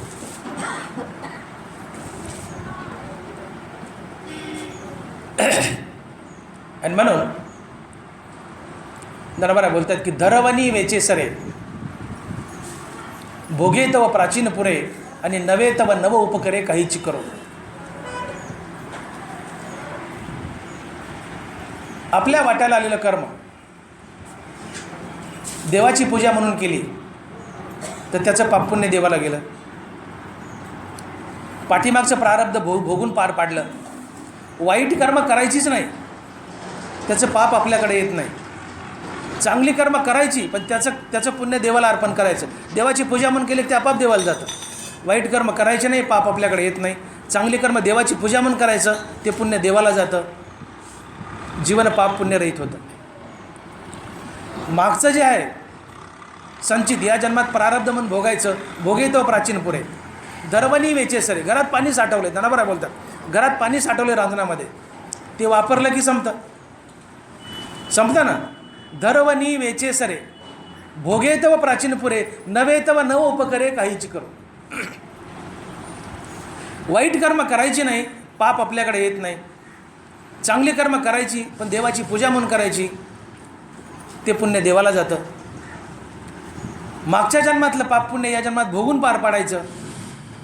मागचं संचित संपलं, या जन्मात पाप पुण्य निर्माण होऊ दिलं नाही म्हणून क्रियामान नाही म्हणून पुढं संचित नाही म्हणून पुढं प्रारब्ध नाही म्हणून पुढचा जन्म नाही. तुम्हाला कुणी बांधलं? कर्माने. कुणी सोडवलं? कर्माने. फक्त योग्य हातवटीने कर्म करा. कर्मच बांधतात, कर्मच सोडतात जर ती देवाची पूजा म्हणून केली तर. एकदा एक जावई सासरवाडीला गेलाय. उन्हाळ्याचे दिवस, आवाज करू नका, आंब्याची रेलचेल. आणि आता जावई आला म्हणल्यावर काय, सासूबाईची सगळ्यात प्रिय वस्तू काय असेल तर जावई असते. कुठं ठेवू कुठं नाही. सासूचं जावई म्हणले की बस कुठं ठेवू कुठं नाही, एक अंथरून 50 जाग्यावर असं म्हणतात. शेण, साई आणि जावई हे बायकाच्या सगळ्यात प्रिय वस्तू आहेत. शेण, साई आणि जावई. माता मावल्या मला माफ करा, कदाचित जावई तुमची प्रिय वस्तू नसेल, पण अशी मन आहे आणि तो असावा. काय वाईट आहे, आपला जावई तो प्रिय असावा. आम्ही कुणाचे जावई आहेत, आम्हाला चान्स मिळेल प्रिय व्हायला. हां रंभा पाटील, आपल्यालाही चान्स मिळेल. हां, जावई हा सासूचा अतिशय प्रिय असतो. उन्हाळ्याचे दिवस जावई सासरवाडीला आलाय. मावशी झाडू नका, आवाज यायला, झाडू नका, थोडा राहू द्या. जावई सासरवाडीला आलाय. इकडचे आवाज थोडा कमी करा. उन्हाळ्याचे दिवस, आंब्याची रेलचेल. याच्यानंतर प्रवचन आहे का तुमचं? तर शेवटच्या दिवशी ठरले ना, शेवटच्या दिवशी ठेवले ना. माझ्या जागी तुम्ही करणार आहेत ना. बरं ठीक आहे, एक 15-20 मिनटात दुरक्त घेतो. जावई सासरवाडीला आला आहे. उन्हाळ्याचे दिवस आहेत, आंब्याची रेलचेल. आणि जावायला सकाळी आमरस, दुपारी आमरस आणि संध्याकाळी आमरस. 3 टाईम आमरस. आणि आमरसात वाटी वाटी तूप. 3 टाईम आमरस आणि वाटी वाटी तूप. जावायचं त्या तुपानं पोट बिघडलं. जावायला पातळ संडास लागली. आता 3 टाईम आमरस आणि 3 टाईम वाटी वाटी तूप. जावायचं पोट बिघडलं. जावायचं पोट कशाने बिघडलं? तुपानं. हे ध्यानात धरण पुढं चला. जावायचं पोट बिघडे तुपानं. जुना काळ, खेड्यातली गोष्ट. सासरा जावई एका हाकीमाकडं, वैद्य झाडपाल्याच्या डॉक्टरकडे गेले. आमच्यासारखे डॉक्टर नव्हते तेव्हा. झाडपाल्याच्या डॉक्टरकडे गेले, वैद्यभावाकडं. त्यांनी तपासलं, नाडी परीक्षा केली. म्हणले ठीक आहे, राहून जाईल, औषध देतो. एक 10-5 पुड्या बांधून दिल्या आणि म्हणले या पुड्या तुपात खालून खाऊ घाला. जावई म्हणला मेलो आता, मेलो म्हणले आता, काठाला लागली. म्हणले डॉक्टर साहेब तुपाने तर संडास लागली. डॉक्टर म्हणतो कशाने लागू, या तुपात खाल्लं तर राहील, अन्यथा राहणार नाही. सत्य पुढं शहाणपणा चालत नाही. पुड्या घरी आणल्या, सांगितल्याप्रमाणे तुपात खालून खाल्ल्या. 3 टाईम 1-1. 2 दिवसात संडास राहिली. मुद्दा हा आहे, संडास कशाने लागली? तुपाने. राहिली कशाने? तुपानेच. संसारात कुणी बांधलं? कर्माने. कुणी सोडवलं? कर्मानेच. जर ती योग्य हातवटीने भगवंताची पूजा म्हणून केली तर तैसे कर्मबद्धता मुमुक्षू सोडविले पंडूसुता, जैसा रस रीती मरता राखीला विषय. कर्मच बांधतात, कर्मच सोडतात, पण ती देवाची पूजा म्हणून केली तर सोडतात. ते फळ देवाला जातं आणि तुम्ही पाप पुण्यरहित होता आणि मोक्ष आणि सद्गुरू तुम्हाला शोधत येतात. जीवन पाप पुण्यरहित झालं की याला ज्ञानोबर आहे कर्मसाम्य दशा म्हणतात. जीवनात पुण्य नाही आणि पापही नाही, ही कर्मसाम्य दशा आहे. आणि ऐशी कर्मसाम्य दशा होय तिथे विदेशा, मग श्रीगुरु आपेसा भेटेची का ज्ञानोबर आहे. का येऊनी फळाचा गडू पारुशिली किडीची वाढू, श्रीगुरु भेटोनी करी पाडू बुभोत्सू जायचा. हे शब्द लक्षात घ्या. श्रीगुरु भेटोनी करी पाडू, श्रीगुरु आपेसा. तुम्हाला श्रीगुरु शोधायची गरज नाही, तुम्ही सदशिष्य बना. जीवन पाप पुण्य रहित बनवा. सद्गुरू शोधत येतो. सद्गुरू शोधायच्या मागे लागू नका, सद्गुरू आपाप चालत येतो. कर्मदेवाची पूजा म्हणून करा, जीवन पाप पुण्य रहित होईल. पुण्य देवाला जाईल. ही कर्मसाम्य दशा आहे. सद्गुरू शोधत येईल. माझ्या विठोबाचा कैचा प्रेमभाव आपणची देव शोधत येईल. विठ्ठल सद्गुरू बनव, त्याची काळजी करू नका. पुढची वाट देव लावतो. आणि म्हणून भक्तीचे 7 अंग सांगताना ज्ञानोबारायांनी प्रमुख आणि पहिलं अंग सांगितलं की कर्मानं ईश्वराला भजा. कर्म देवाची पूजा म्हणून करा. सकाळी उठल्यापासून रात्री झोपेपर्यंत आपल्या हातून घडणारी प्रत्येक क्रिया कर्माभिमानावर फलेच्छा टाकून कर्तव्य व प्रभुपूजा समजून ईश्वराप्रित्यर्थ व ईश्वरार्पण बुद्धीने करा. का? त्याचं पुण्य भगवंताला जाईल. तुमचं जीवन पाप पुण्यरहित होईल. जीवन पाप पुण्यरहित होणं म्हणजे कर्मसाम्य दशा.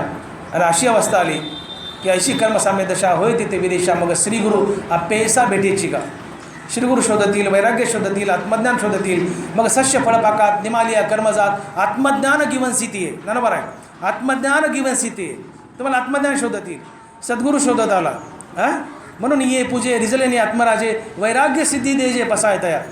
कर्माने माझी पूजा केली तर देव म्हणतात मी संतुष्ट होईल आणि प्रसाद म्हणून तुम्हाला वैराग्य देईल. म्हणून ये पूजे रिजलेनी आत्मराजे वैराग्य सिद्धी देजे पसाय तया. तया सर्वात्मका ईश्वरा स्वकर्म कुसुमाची वीरा पूजा केली होय अपरा तोषा लागे. मी संतुष्ट होईल म्हटले कर्मानं मला भजलं तर. आणि काय देईल? वैराग्य देईल, श्रीगुरूची भेट घालून देईल आणि आत्मज्ञान देईल. आणि या 3 गोष्टी आल्या की मोक्ष आपोआप जीवनात येतो. तुमचा परमार्थ सफल होईल. तुमचा परमार्थ कडीला जाईल. तुमची भक्ती सफल होईल. तुम्हाला देव भेटेल, मोक्ष भेटेल. काय करा? कर्मानं ईश्वराला बसा. हा भक्तीचा पहिला मुद्दा सांगितला आहे. 7 मुद्दे सांगितले त्यातला पहिला मुद्दा आपलं कर्मदेवाची पूजा म्हणून करा. हे भक्तीचं प्रमुख अंग आहे. पहिलं लक्षण आहे. आता दुसरं लक्षण सांगितलं आहे. आटोपतं की तो थोडक्यात. भक्तीचं दुसरं लक्षण सांगितलं आहे. किंबहुना आपले मन. ज्ञानोबाने 7 वाहिलेले त्याच्यावर प्रमुख त्या बोलते मी आपल्याबरोबर. दुसरं अंग किंबहुना आपले मन करी माझे एकायतन माझेनी श्रवणे कान भरून निघाली. पहिलं भक्तीचं अंग सांगितलं की कर्मानं ईश्वराला भजा, आपली कर्म देवाची पूजा म्हणून करा. दुसरं सांगतायत किंबहुना आपले मन करी माझे एकायतन माझेनी श्रवणे कान भरून निघाली. अर्जुना, तू तुझं मन फक्त भगवान कृष्णाच्या राहण्यासाठीच राखून ठेव. तुझ्या मनात फक्त भगवान कृष्णालाच वास करू दे, इतर दुसऱ्या कुणालाही नाही. तुझं मन माझ्या ठिकाणी वतनदार करून ठेव. किंबहुना आपले मन करी माझे एकायतन. एकायतन म्हणजे वतनदारी. घाण ठेवणे. एखादी वस्तू घाण ठेवली तर फक्त त्या मालकाची असते. तू तुझं मन कृष्णाला घाण ठेव. तिथं फक्त कृष्णाला राहण्यासाठी जागा दे, इतर दुसऱ्या कोणाला नाही. तुझ्या मनात फक्त मला राहायला जागा दे आणि तुझे कान सातत्याने हरिकथा प्रवचन आणि कीर्तन ऐकू दे. माझेनी श्रवणे कान भरून निघाली. तुझ्या मनात फक्त भगवान कृष्णाला राहायला जागा दे आणि सातत्यानं भगवान कृष्णाच्या हरिकथा प्रवचन आणि कीर्तन ऐकत जा. माझेनी श्रवणे कान भरून निघाली. दुसरा मुद्दा भक्तीचा. तुलसी रामायणामध्ये विषय येतो. भगवान रामचंद्र वनवासामध्ये निघाले. सोबत सीतामाया आणि लक्ष्मण आहेत. जाताना वाल्मिकी ऋषीच्या आश्रमात राहण्याचा 1 दिवसाचा मुक्काम पडला. रामायणकार खुश झाले, माना डवलेले त्यांच्या. वाल्मिकीच्या आश्रमामध्ये भगवान रामचंद्र गेले आणि महर्षीला विचारतायत, वाल्मिकी ऋषीला, ते म्हणले, हे महर्षी, मी वनवासात चाललो आहे 14 वर्षाकरता, या वनात मी कुठे वास करू? वाल्मिकी महर्षीने 4 जागा दाखवल्या.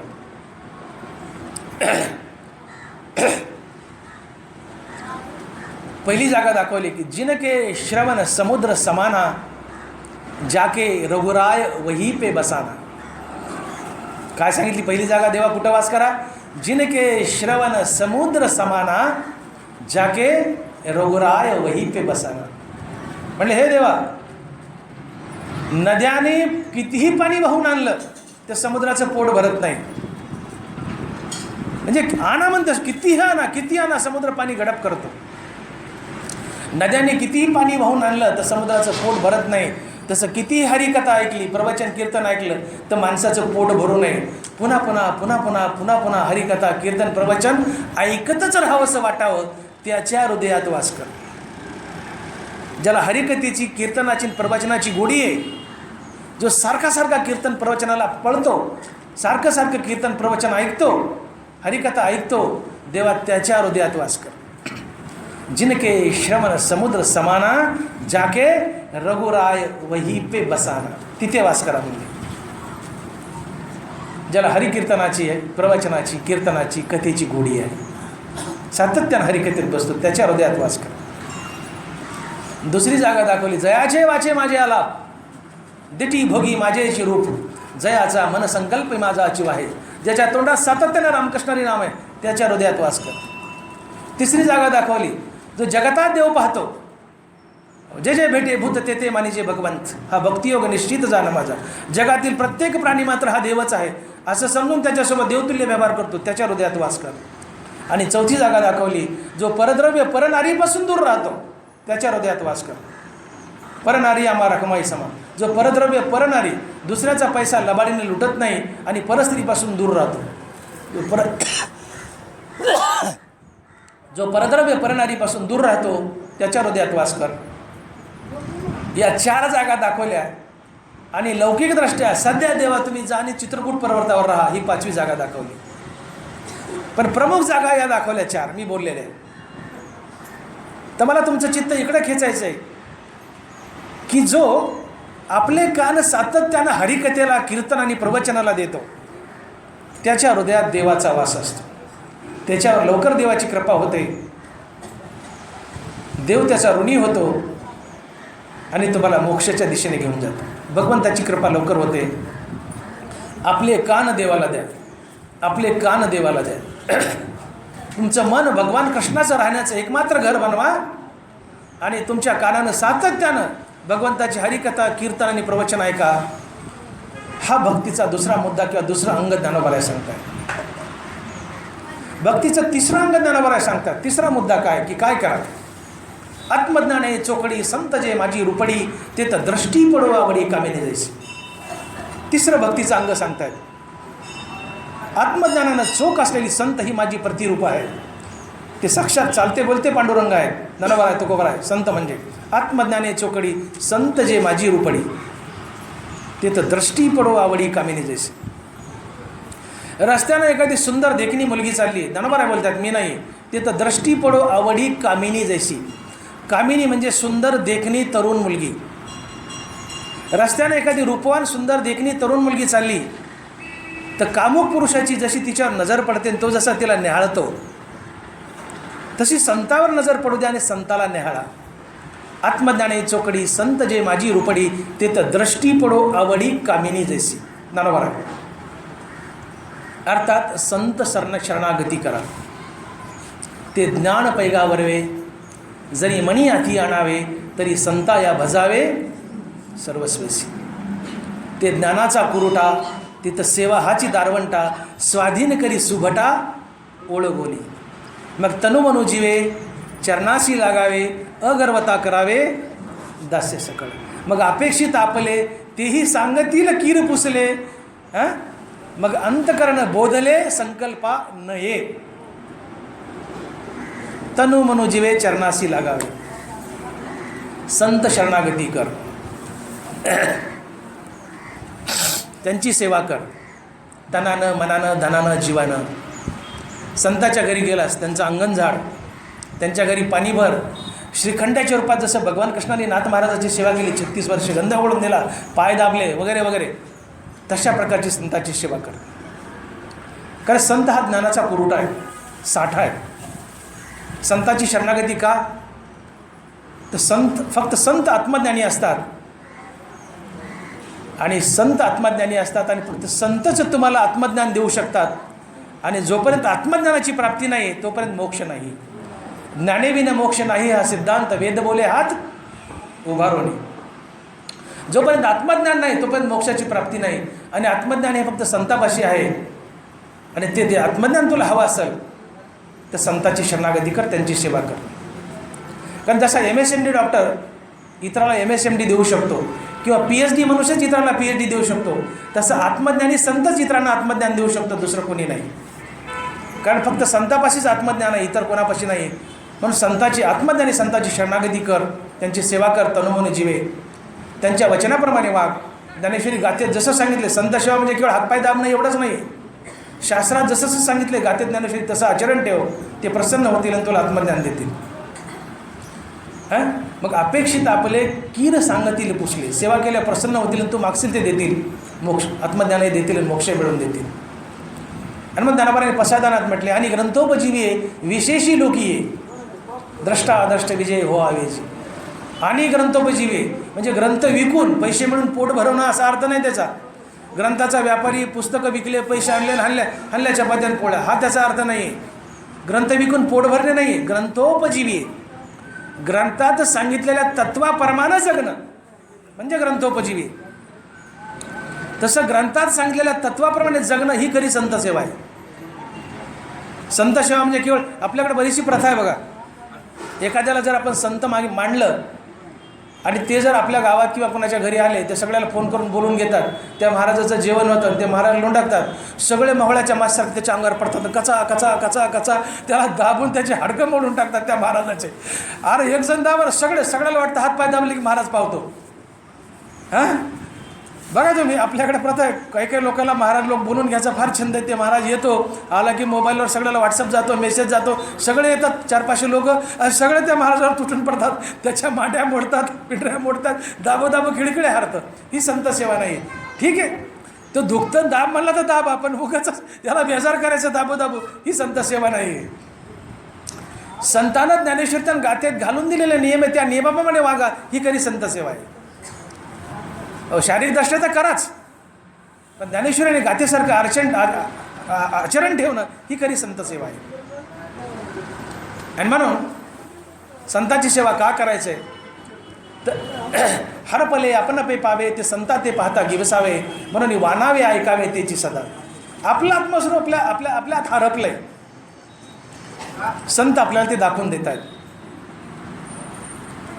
ननंदबाईची नथ हरपली आहे आणि मंगळसूत्रात अडकली आहे. दिवसभर घरात शोधते, तिला सापडाना. भाऊजाई आली, म्हणले वहिनी काय पाहता? म्हणले माझी नथ हरपली. त्या बाईला धरलं, आरशापुढे उभा केलं, म्हणजे बघतो तुझी नथ कुठे आहे. मंगळसूत्रात पडली होती. तिच्याच मंगळसूत्रात नथ अडकली, पण दाखवून दुसऱ्या बाईनं दिली. तुमच्या शरीरात आत्मस्वरूप हरपलंय, पण संतांना दाखवून दिलंय. आणि संत आत्मस्वरूप दाखवण्यासाठी त्यांची सेवा करावी लागते, संत शरणागती करावी लागते. पृथ्वी निधाने भरली आहे, परी पायाळविन प्राप्ती नव्हे, त्याचा आत्मा स्वतः सिद्ध आहे, परी गुरुकृपाला आहे तरीच प्राप्ती. आपल्या आत आपला आत्मा हरपला आहे, तो संतांना शोधून द्यावा लागतो, श्रीगुरूंना शोधून द्यावा लागतो. आणि त्यासाठी श्रीगुरूची भेट व्हावी लागते, श्रीगुरूची सेवा करावी लागते. आणि म्हणून आत्मज्ञाने चोकडी, संत जे माझी रूपडी, ते तर दृष्टी पडू आवडी कामिनी देशी. आता प्रश्न असा आहे की संतांची शरणागती करा, पण संत कसे ओळखावेत? आपल्याकडे असं झालं की जसं दगडागणीच विचू, तसं दगडागणीच संत झाला आहे. गाजराची पुंगी तसे झाले नवे जोगी. 4 ज्ञानेश्वरीच्या ओव्यान 4 अभंग पाठ झाले की प्रत्येकजण म्हणतं मी संत आहे. आम्ही त्याच्यामागे संबोधन लावतो, शांती ब्रह्म, विनोदाचार्य, अमकाचार्य, टमकाचार्य, फलानाचार्य, कृपाचार्य, द्रोणाचार्य, सगळे चार्य मागं लावून टाकायचे, त्याच्या एकच चार्य सोडायचा नाही. हां, 4 कीर्तनं अर्जुनराव 4 कीर्तनं 4 प्रवचनं केली की आम्ही झालो संत. तुकोबाराय म्हणले गाजराची पुंगी तैसे नवे झाले जोगी. तुका म्हणे ऐसे संत नीट घालावे मातीत. तुकोबाराय बोलतात मी नाही आहे, आज मी आहे, मी संत नाही हो. मला ज्ञानेश्वरी तोंडपाठ आहे, मी बोलते म्हणून मी संत नाही आहे, मी ज्ञानेश्वरीचा प्रचारक आहे. संत म्हणून कधी माझ्याजवळ नका किंवा संत म्हणून कधी पाय पडू नका. एक ज्ञानेश्वरच्या वक्त्या म्हणून पडायचं तर पडा.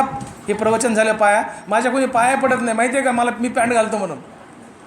मी जर धोतर घालून आलो ना सगळ्या माता माऊल्या आधी पाय पडतील माझ्या. पण माझी पॅन्ट पाहून त्या जाऊ दे त्याचे काय पाय पडायचे ते पॅन्टीवाले. माझ्या पायाच कोणी पडत नाही. मी सगळ्यात चांगली ज्ञानेश्वरी सांगतो पण माझ्या पायाच कोणी पडत नाही. आणि ज्याला ज्ञानेश्वरी सांगता येत नाही पण त्याने धोतर घातलेलं असावं सगळे त्याच्या पाया पडतात. म्हणजे धोत्राच्या पाय पडायचं पॅन्टीच्या नाही. अरे सांगतो कोण काय सांगतो त्याच्या पाय पडा ना. त्या धोत्राचं आणि पॅन्टीचं काय घेऊन बसले. धोत्रा पॅन्टीला किंमत नाही, सांगणारा काय सांगतो किती चांगलं सांगतो त्या गुणाच्या पाय पडा. मी संत नाही आहे, तुम्ही संत नाहीत. शेकडो वर्षात एखादा संत होतो, शेकडो वर्षात. तुकोबाराय आणि निळोबाराय ह्या जोडीनंतर या महाराष्ट्र भूमीत संत नाही आहे. निळोबाराय शेवटचे संत. तुम्ही कुणाला संत म्हणत असाल दे आर सो कॉल्ड संत, आडनावाचे संत आहेत.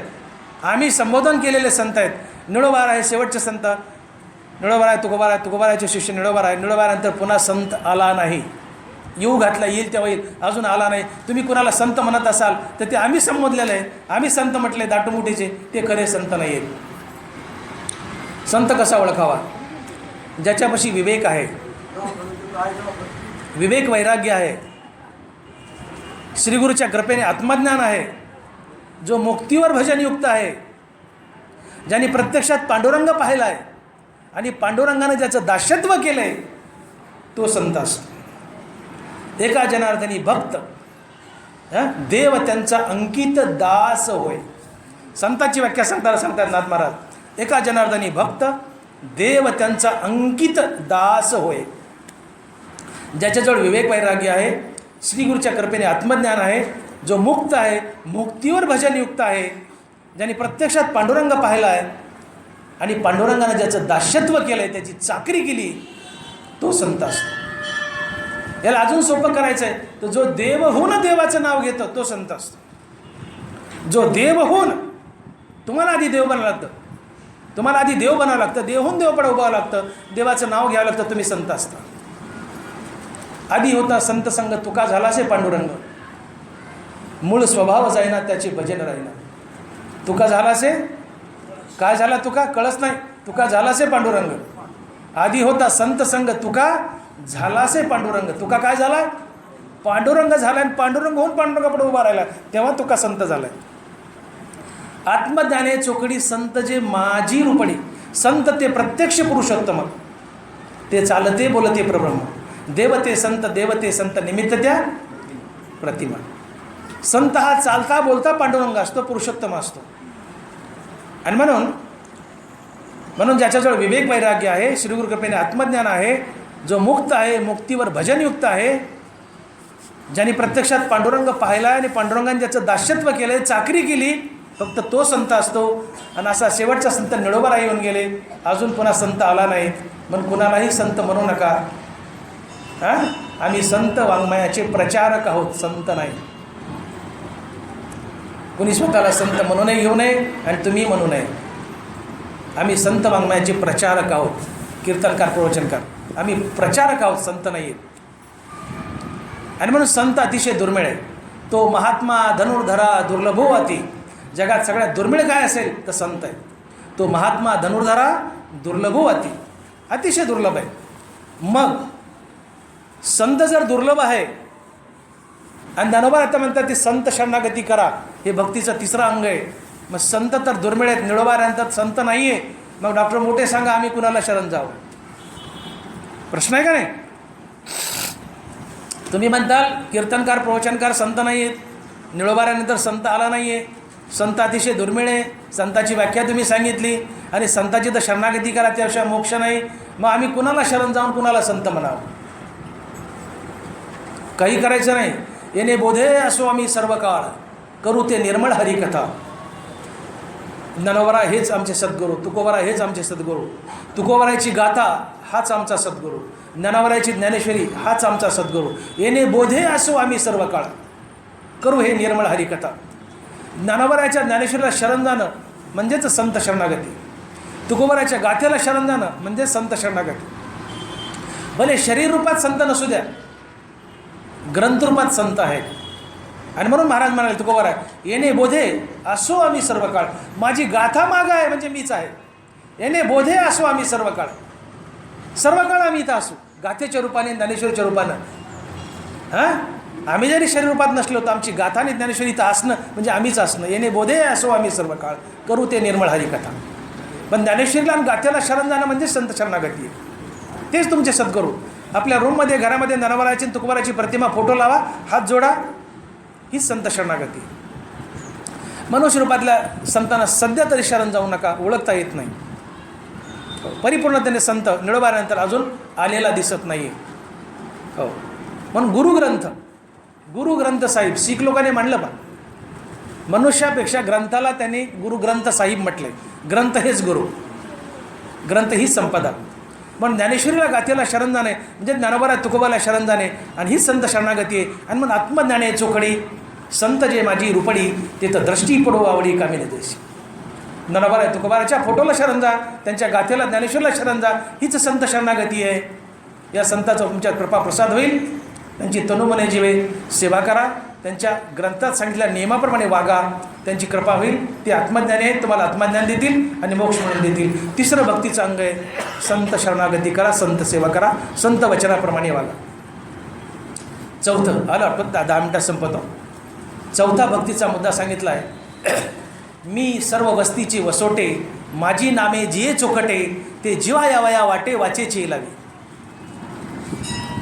मी विश्वव्यापक परमात्मा आहे, मी सर्व वस्तीचे वसोटे, मी प्रत्येक ठिकाणी व्यापून आहे, भगवान बोलत आहेत. आणि माझी जी सुंदर सुंदर नावं आहेत, माझी जी सुंदर सुंदर नावं आहेत ती आपल्या जिभेवर धारण कर. मी सर्व वस्तीचे वसोटे, माझी नामे जिये चोखटे, ते जीवा यावया वाटे वाचेची लावी.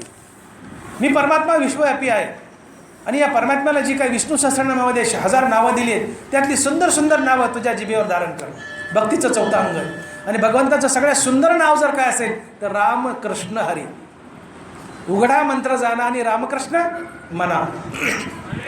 भगवंताची सुंदर सुंदर नावं, आणि ते सुंदर नाव आहे रामकृष्ण हरी. तर सातत्याने रामकृष्ण हरी नामाचा जाप करा. हे भक्तीचं चौथं अंग.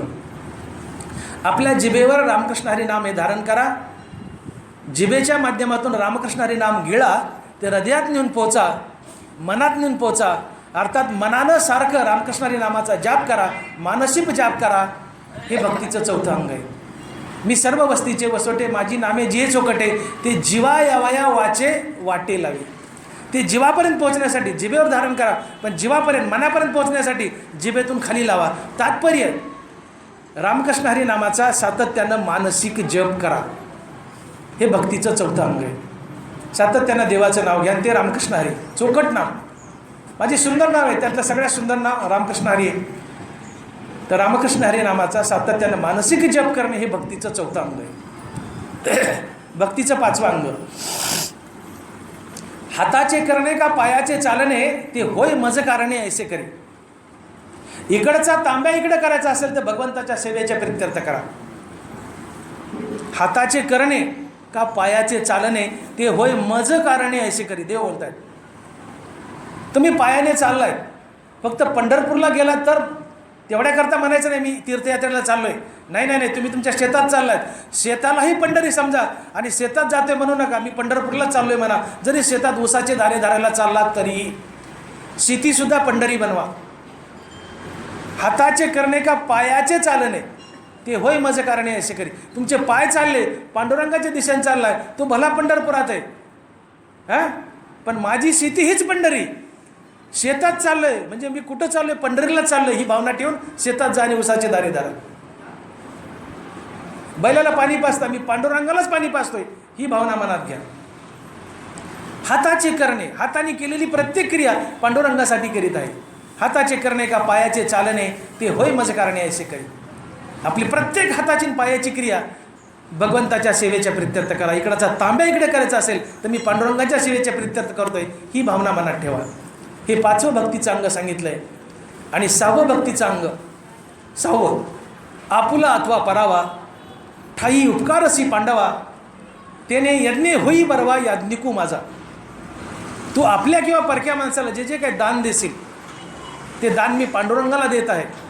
आपुला अथवा परावा ठाई उपकारसी पांडवा तेने यज्ञी होई बरवा याज्ञिकू माझा. तुमच्या दारात भिकारी आलाय, त्या भिकाऱ्याला मी दान करत नसून पांडुरंगाला दान करतोय, ही भावना मनात ठेवा. तुमचं दान यज्ञ ठरेल आणि तुम्ही दान दिल्यामुळे तुम्ही याज्ञिक ठराल. येणे यज्ञी होई बरवा याज्ञिकू माझा. तात्पर्य, आपल्या किंवा परक्या कोणत्याही माणसाला तुम्ही जर काही दान देत असाल तर मी त्या माणसाला नाही, प्रत्यक्ष पांडुरंगाला दान देतोय, ही भावना मनात ठेवा. हे माझं भक्तीचं 6वं अंग असेल. आणि आता शेवटचं अंग सांगून 5 मिनिटात थांबतोय. भक्तीचं 7वं अंग, शेवटचं. इथे ज्ञानोबारायची लेखणी थोडीशी उंचावली. ज्ञानोबा थोडेसे रागात आले ते 7वं अंग सांगताना, आणि अर्जुनावर थोडेसे रागावले. ज्ञानोबा बोलतायत, हे एक एक शिकवू काही, थोडी उंचावली जरा. ज्ञानोबा ज्ञानेश्वर कुठं रागात आले नाहीत, कुठं मोठं थोडंसं, त्यातली ही एक होई थोडेसे रागात आले. हे एक एक शिकवू काही, 7वं अंग सांगताना, हे एक एक शिकवू काही परी सेवके आपल्या ठाई उरोनी एर सर्वही मी सेवे करी. आपण आपल्या मुलाला जर 1, 2च शिकवायला लागलो, 1, 2, 3, 4, 10पर्यंत लिहून दिले आणि मूल सारखं सारखं चुकतंय, त्याला येईना, गिरवता येणार येईना बी त्याला. बाप म्हणतो, अरे गधाड्या किती वेळेस सांगू एक एक गोष्ट, तुला काय अक्कल आहे का नाही? एक एक गोष्ट किती वेळेस शिकू तुला, नीट काढणं, एक का चुकतो नीट काढणं, तुला किती वेळेस शिकू. हे एक एक शिकू काय, अर्जुनावर देव रागावत आहे. ज्ञानोबा लिहित आहेत, हे एक एक शिकू काही. अरे वर 6 गोष्टी सांगितल्यात, आता 7वी गोष्ट सांगितले. गीता 1000 बार सांगितली, अरे किती बार सांगू, वैतागलो ना मी. रागात आली लेखणी ज्ञानोबाची थोडीशी आवेशात. हे एक एक शिकवू काही परी सेवके आपल्या ठाई उरोनी एर सर्वही मी सेवे करी. अर्जुना, या जगाचे 2 भाग कर. लक्ष द्या, हे एक एक शिकू काही परी सेवके आपल्या ठाई उरोनी एर सर्वही मी सेवे करी. या जगाचे 2 भाग कर. त्यातला एक भाग तू हो आणि दुसरा उरलेला पूर्ण जगाचा भाग देव समज. काय सांगितलंय? या जगाचे 2 भाग कर. 7वा मुद्दा सांगतो मी भक्तीचा. या जगाचे 2 भाग कर. त्यातला एक भाग अर्जुना तू हो आणि उरलेला भाग सगळा देव समज. आणि सगळ्या जगाला देव समजून शरण जा. यांनी काय होईल म्हणले तर ज्ञानोबा लिहितात, तिथं जाऊन या भूत द्वेषू सर्वत्र नमवय नम मीची एकू मग आश्रयो अत्यंतिकू लहासी माझा. काय म्हणतात? तिथं जाऊन या भूत द्वेषू सर्वत्र नमवय नम मीची एकू मग आश्रय अत्यंतिकू लहासी माझा. अर्जुना, या जगाचे 2 भाग कर. त्यातला एक भाग तू हो आणि उरलेला सगळा भाग देव समज. आणि जगाला देव समजून शरण जा. यांनी होईल काय म्हणले तर प्राणी मात्राबद्दलचा तुझा द्वेष गळून पडेल. जगाला तुम्ही देव समजून जर शरण गेले, आता तुम्ही माझ्या पुढे बसले, मी जर कल्पना केली की तुम्ही पांडुरंगच आहात आणि तुम्ही लाख चुका केल्या, पण माझी भावना आहे तुम्ही पांडुरंग आहात, मी तुम्हाला माघारी बोलेल का? तुम्हाला माघारी बोललं तुम्ही म्हणजे पांडुरंगालाच बोललोय, पांडुरंगाला झापायलोय, मग पांडुरंगाची कृपा माझ्यावर होईल का? आता तुम्ही माणसे आहेत म्हणून जर बसल्या आणि चुका केल्या तर मी झापील, काही म्हणाल, पण मी देव खून गाठ बांधली की तुम्ही देव आहेत, पांडुरंग आहेत, मी समजले आणि पांडुरंगा म्हणून मी तुम्हाला शरण आलोय. तुम्ही लाख चुका केल्या तर मी तुम्हाला रागावणार नाही का? मी रागावलो तर पांडुरंगाला रागावले. माझी तुमच्याबद्दलची द्वेष भावना घडून पडेल. ज्ञानोबा बोलतात, तिथं जाऊन या भूत द्वेषू सर्वत्र नमवय नम मीची एकू मग आश्रय अत्यंतिकू लहासी माझा. या जगाचे 2 भाग कर. त्यातला एक भाग तू हो, उरलेला भाग देव समज. आणि सगळ्या जगाला प्राणी मात्राला देव समजून शरण जा. त्यांनी काय होईल तर म्हणजे प्राणी मात्राबद्दलचा तुझा द्वेष गळून पडेल. आणि प्राणी मात्राबद्दलचा द्वेष गळून पडाला की सगळ्या प्राणी मात्राला तू देव समजून नमन करू लागशील. सर्वत्र नमवय नम मीची एकू. प्राणी मात्राबद्दलचा आता द्वेष गेला त्यांना देव समजल्यामुळं की तू प्राणी मात्राला देव समजून नमन करू लागशील. आणि इथं माझी तुझ्यावर मग अत्यंतिक कृपा होईल, आश्रय अत्यंतिकुल हासी माझा. आणि मग ज्ञानोबा राय बोलत आहेत की जगाचे 2 भाग कर, त्यातला एक भाग तू हो, दुसरा भाग देव समज. जगाला देव समजून, प्राणीमात्राला देव समजून शरण गेला की प्राणीमात्राबद्दलचा द्वेष गळून पडेल, आणि द्वेष गळून पडला की प्राणीमात्राला तू देव समजून नमन करशील, आणि प्राणीमात्राला देव समजून नमन केलं की तुझा अहंकार गळून पडेल, आणि अहंकार गळून पडणं हाच मोक्ष असतो. अहंकार गेला तुका म्हणे देव झाला. अहंकार गळणं हाच मोक्ष असतो. नमिता मान अभिमान गळाले, मग ते अवचिता मीची झाले, ऐसे निरंतर मिसळले उपासते. नमिता मान अभिमान गळाले, समोरच्या प्राणीमात्राला देव समजून नमन केलं की तुमचा अहंकार गळतो. अहंकार गळणं हाच मोक्ष असतो. मनासहित मनातील अहंकार मरणं, मनासहित मनातील अहंकार मरणं हाच मोक्ष असतो. मग प्राणीमात्राला देव समजून शरण गेला तर तू त्यांच्याबद्दलचा तुझा द्वेष गळून पडेल, त्यांना देव समजून नमन करशील, आणि देव समजून समोरच्याला नमन केलं की तुझा अहंकार गळेल, आणि अहंकार गळणं हाच मोक्ष असतो. अहंकार गळणं हाच मोक्ष असतो. इथे एक दृष्टांत देतात ज्ञानोबा राय की सैंधव सिंधू पडलिया, एक शेवटचे 2 मिनिट लक्ष द्या. सैंधव सिंधू पडलिया, जे क्षणी धनंजया ते विरेची का उरावया कारण काय, तैसे सर्वत्र माते बसता, सर्वत्र मी होता अहंता, निशेष जाऊनी तत्वता मीची होसी. मिठाचा खडा समुद्रात पडला तो हळूहळू विरघळू लागतो आणि तो समुद्रच बनतो. लक्ष द्या. सैंधव सिंधू पडलिया, जे क्षणी धनंजया तो विरेची का उरावया कारण काय, तैसे सर्वत्र माते बसता, सर्व मी होता अहंता, निशेष जाऊनी तत्वता मीची होसी. मिठाचा खडा समुद्रात पडलाय, तो हळूहळू विरघळू लागतो आणि समुद्रच बनतो. तसं मन परमात्मा समजून जर शरण गेलं, मन या जगताला परमात्मा समजून शरण गेलं तर मनातील अहंकारही विरघळू लागतो, नाहीसा होतो, आणि मनच परमात्मा बनतो. आणि मन अहंकारासहित नाहीसं होणं हाच मोक्ष असतो. बघा ज्ञानोबा बोलले की तैसे स्वलाभ लाभलेपणे मन मनपणाही धरून येणे, जैसे शिवतले लवणे आपुले निज. मिठाचे मूळ स्वरूप काय? पाणी. पाणी कशापासून निघले? मीठ कशापासून निघले? समुद्रापासून, म्हणजे पाण्यापासून. मिठाचं मूळ स्वरूप पाणी आहे. तसं मनाचं मूळ स्वरूप परमात्मा आहे. मन हे परमात्म्यापासून निघाले, मीठ हे पाण्यापासून निघाले. मिठाचं मूळ स्वरूप पाणी आहे, अर्थात समुद्र आहे. मीठ जर आपल्या मूळ स्वरूप समुद्राला शरण गेलं, मीठ जर आपल्या मूळ स्वरूप समुद्राला शरण गेलं तर मिठाचा समुद्रच बनतो. तसं मन आपल्या मूळ स्वरूप असलेल्या परमात्म्याला शरण गेलं, अर्थात जगातातील प्रत्येक प्राणीमात्र हा देवच आहे असं समजून जर मन या प्राणीमात्राला शरण गेलं तर मनातील अहंकार गळून पडतो आणि हे मनच देव बनतं. अर्थात मनाचं उन्मन होतं, मनातील अहंकार मरतो, आणि हाच मोक्ष असतो. मीठ आपल्या मूळ स्वरूप समुद्राला शरण गेलं की मिठाचा समुद्र बनतो.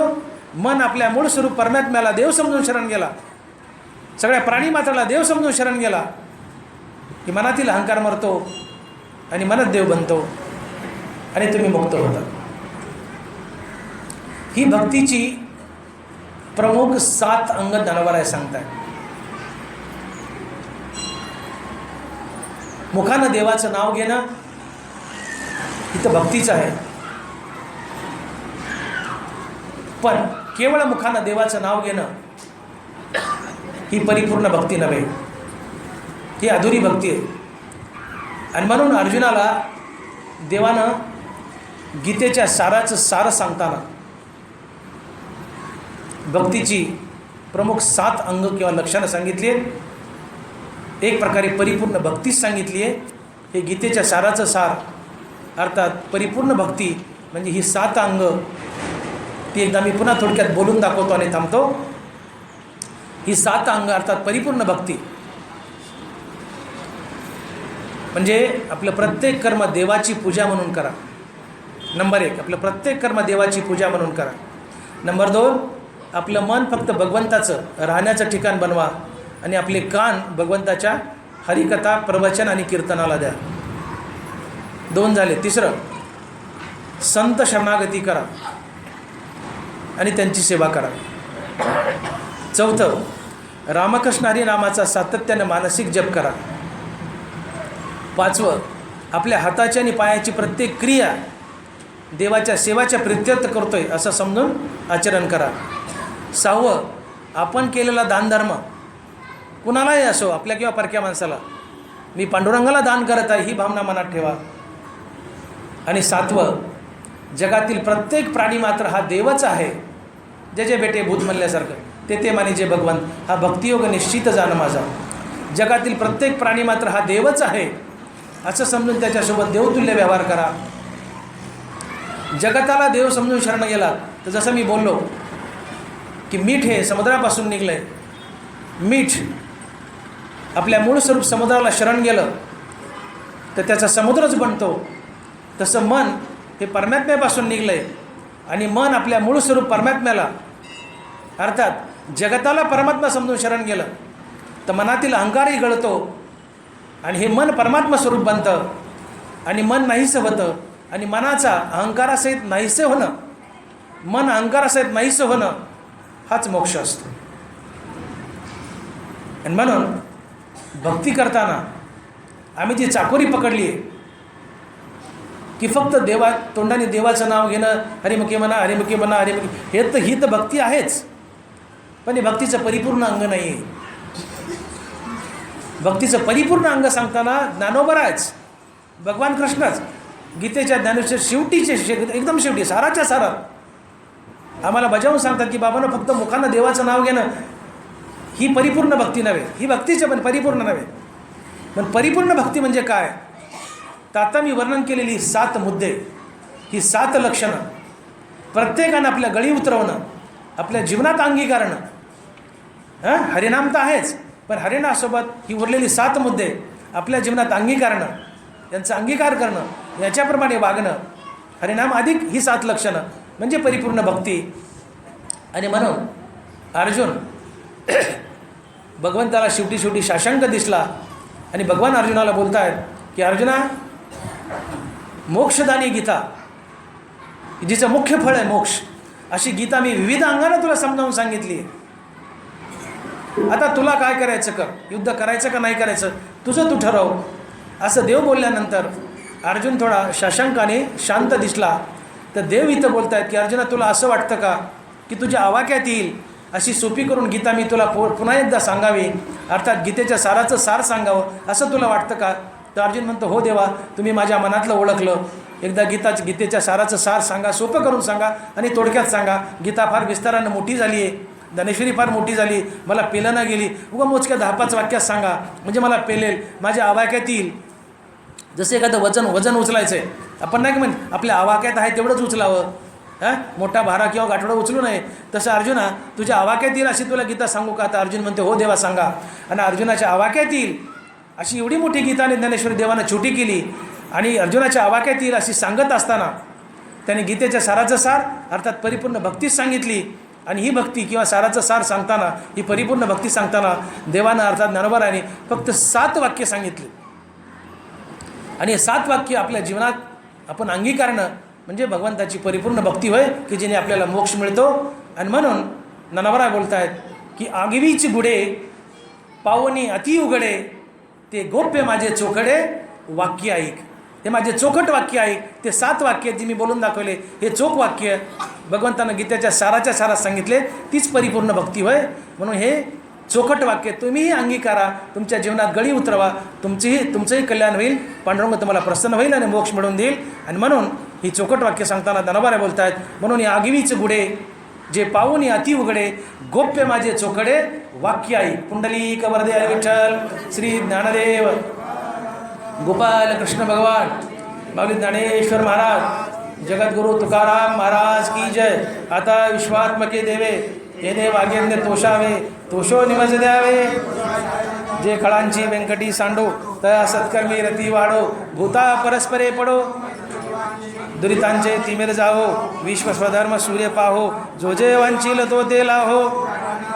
वर्षद सकळ मंगळी, ईश्वर निष्ठांची मांदियाळी, अनवरत भूमंडळी. चला कल्पतरूचे आरव, चेतना चिंतामणीचे गाव, बोलते जे अर्णव. चंद्रमेजे अलांछन, भारतंड जे तापहीन, ते सर्वाही सदा सज्जन. किंबहुना सर्व सुखी, पूर्ण हो नितीही लोकी, भजीचो आदिपुरुखी.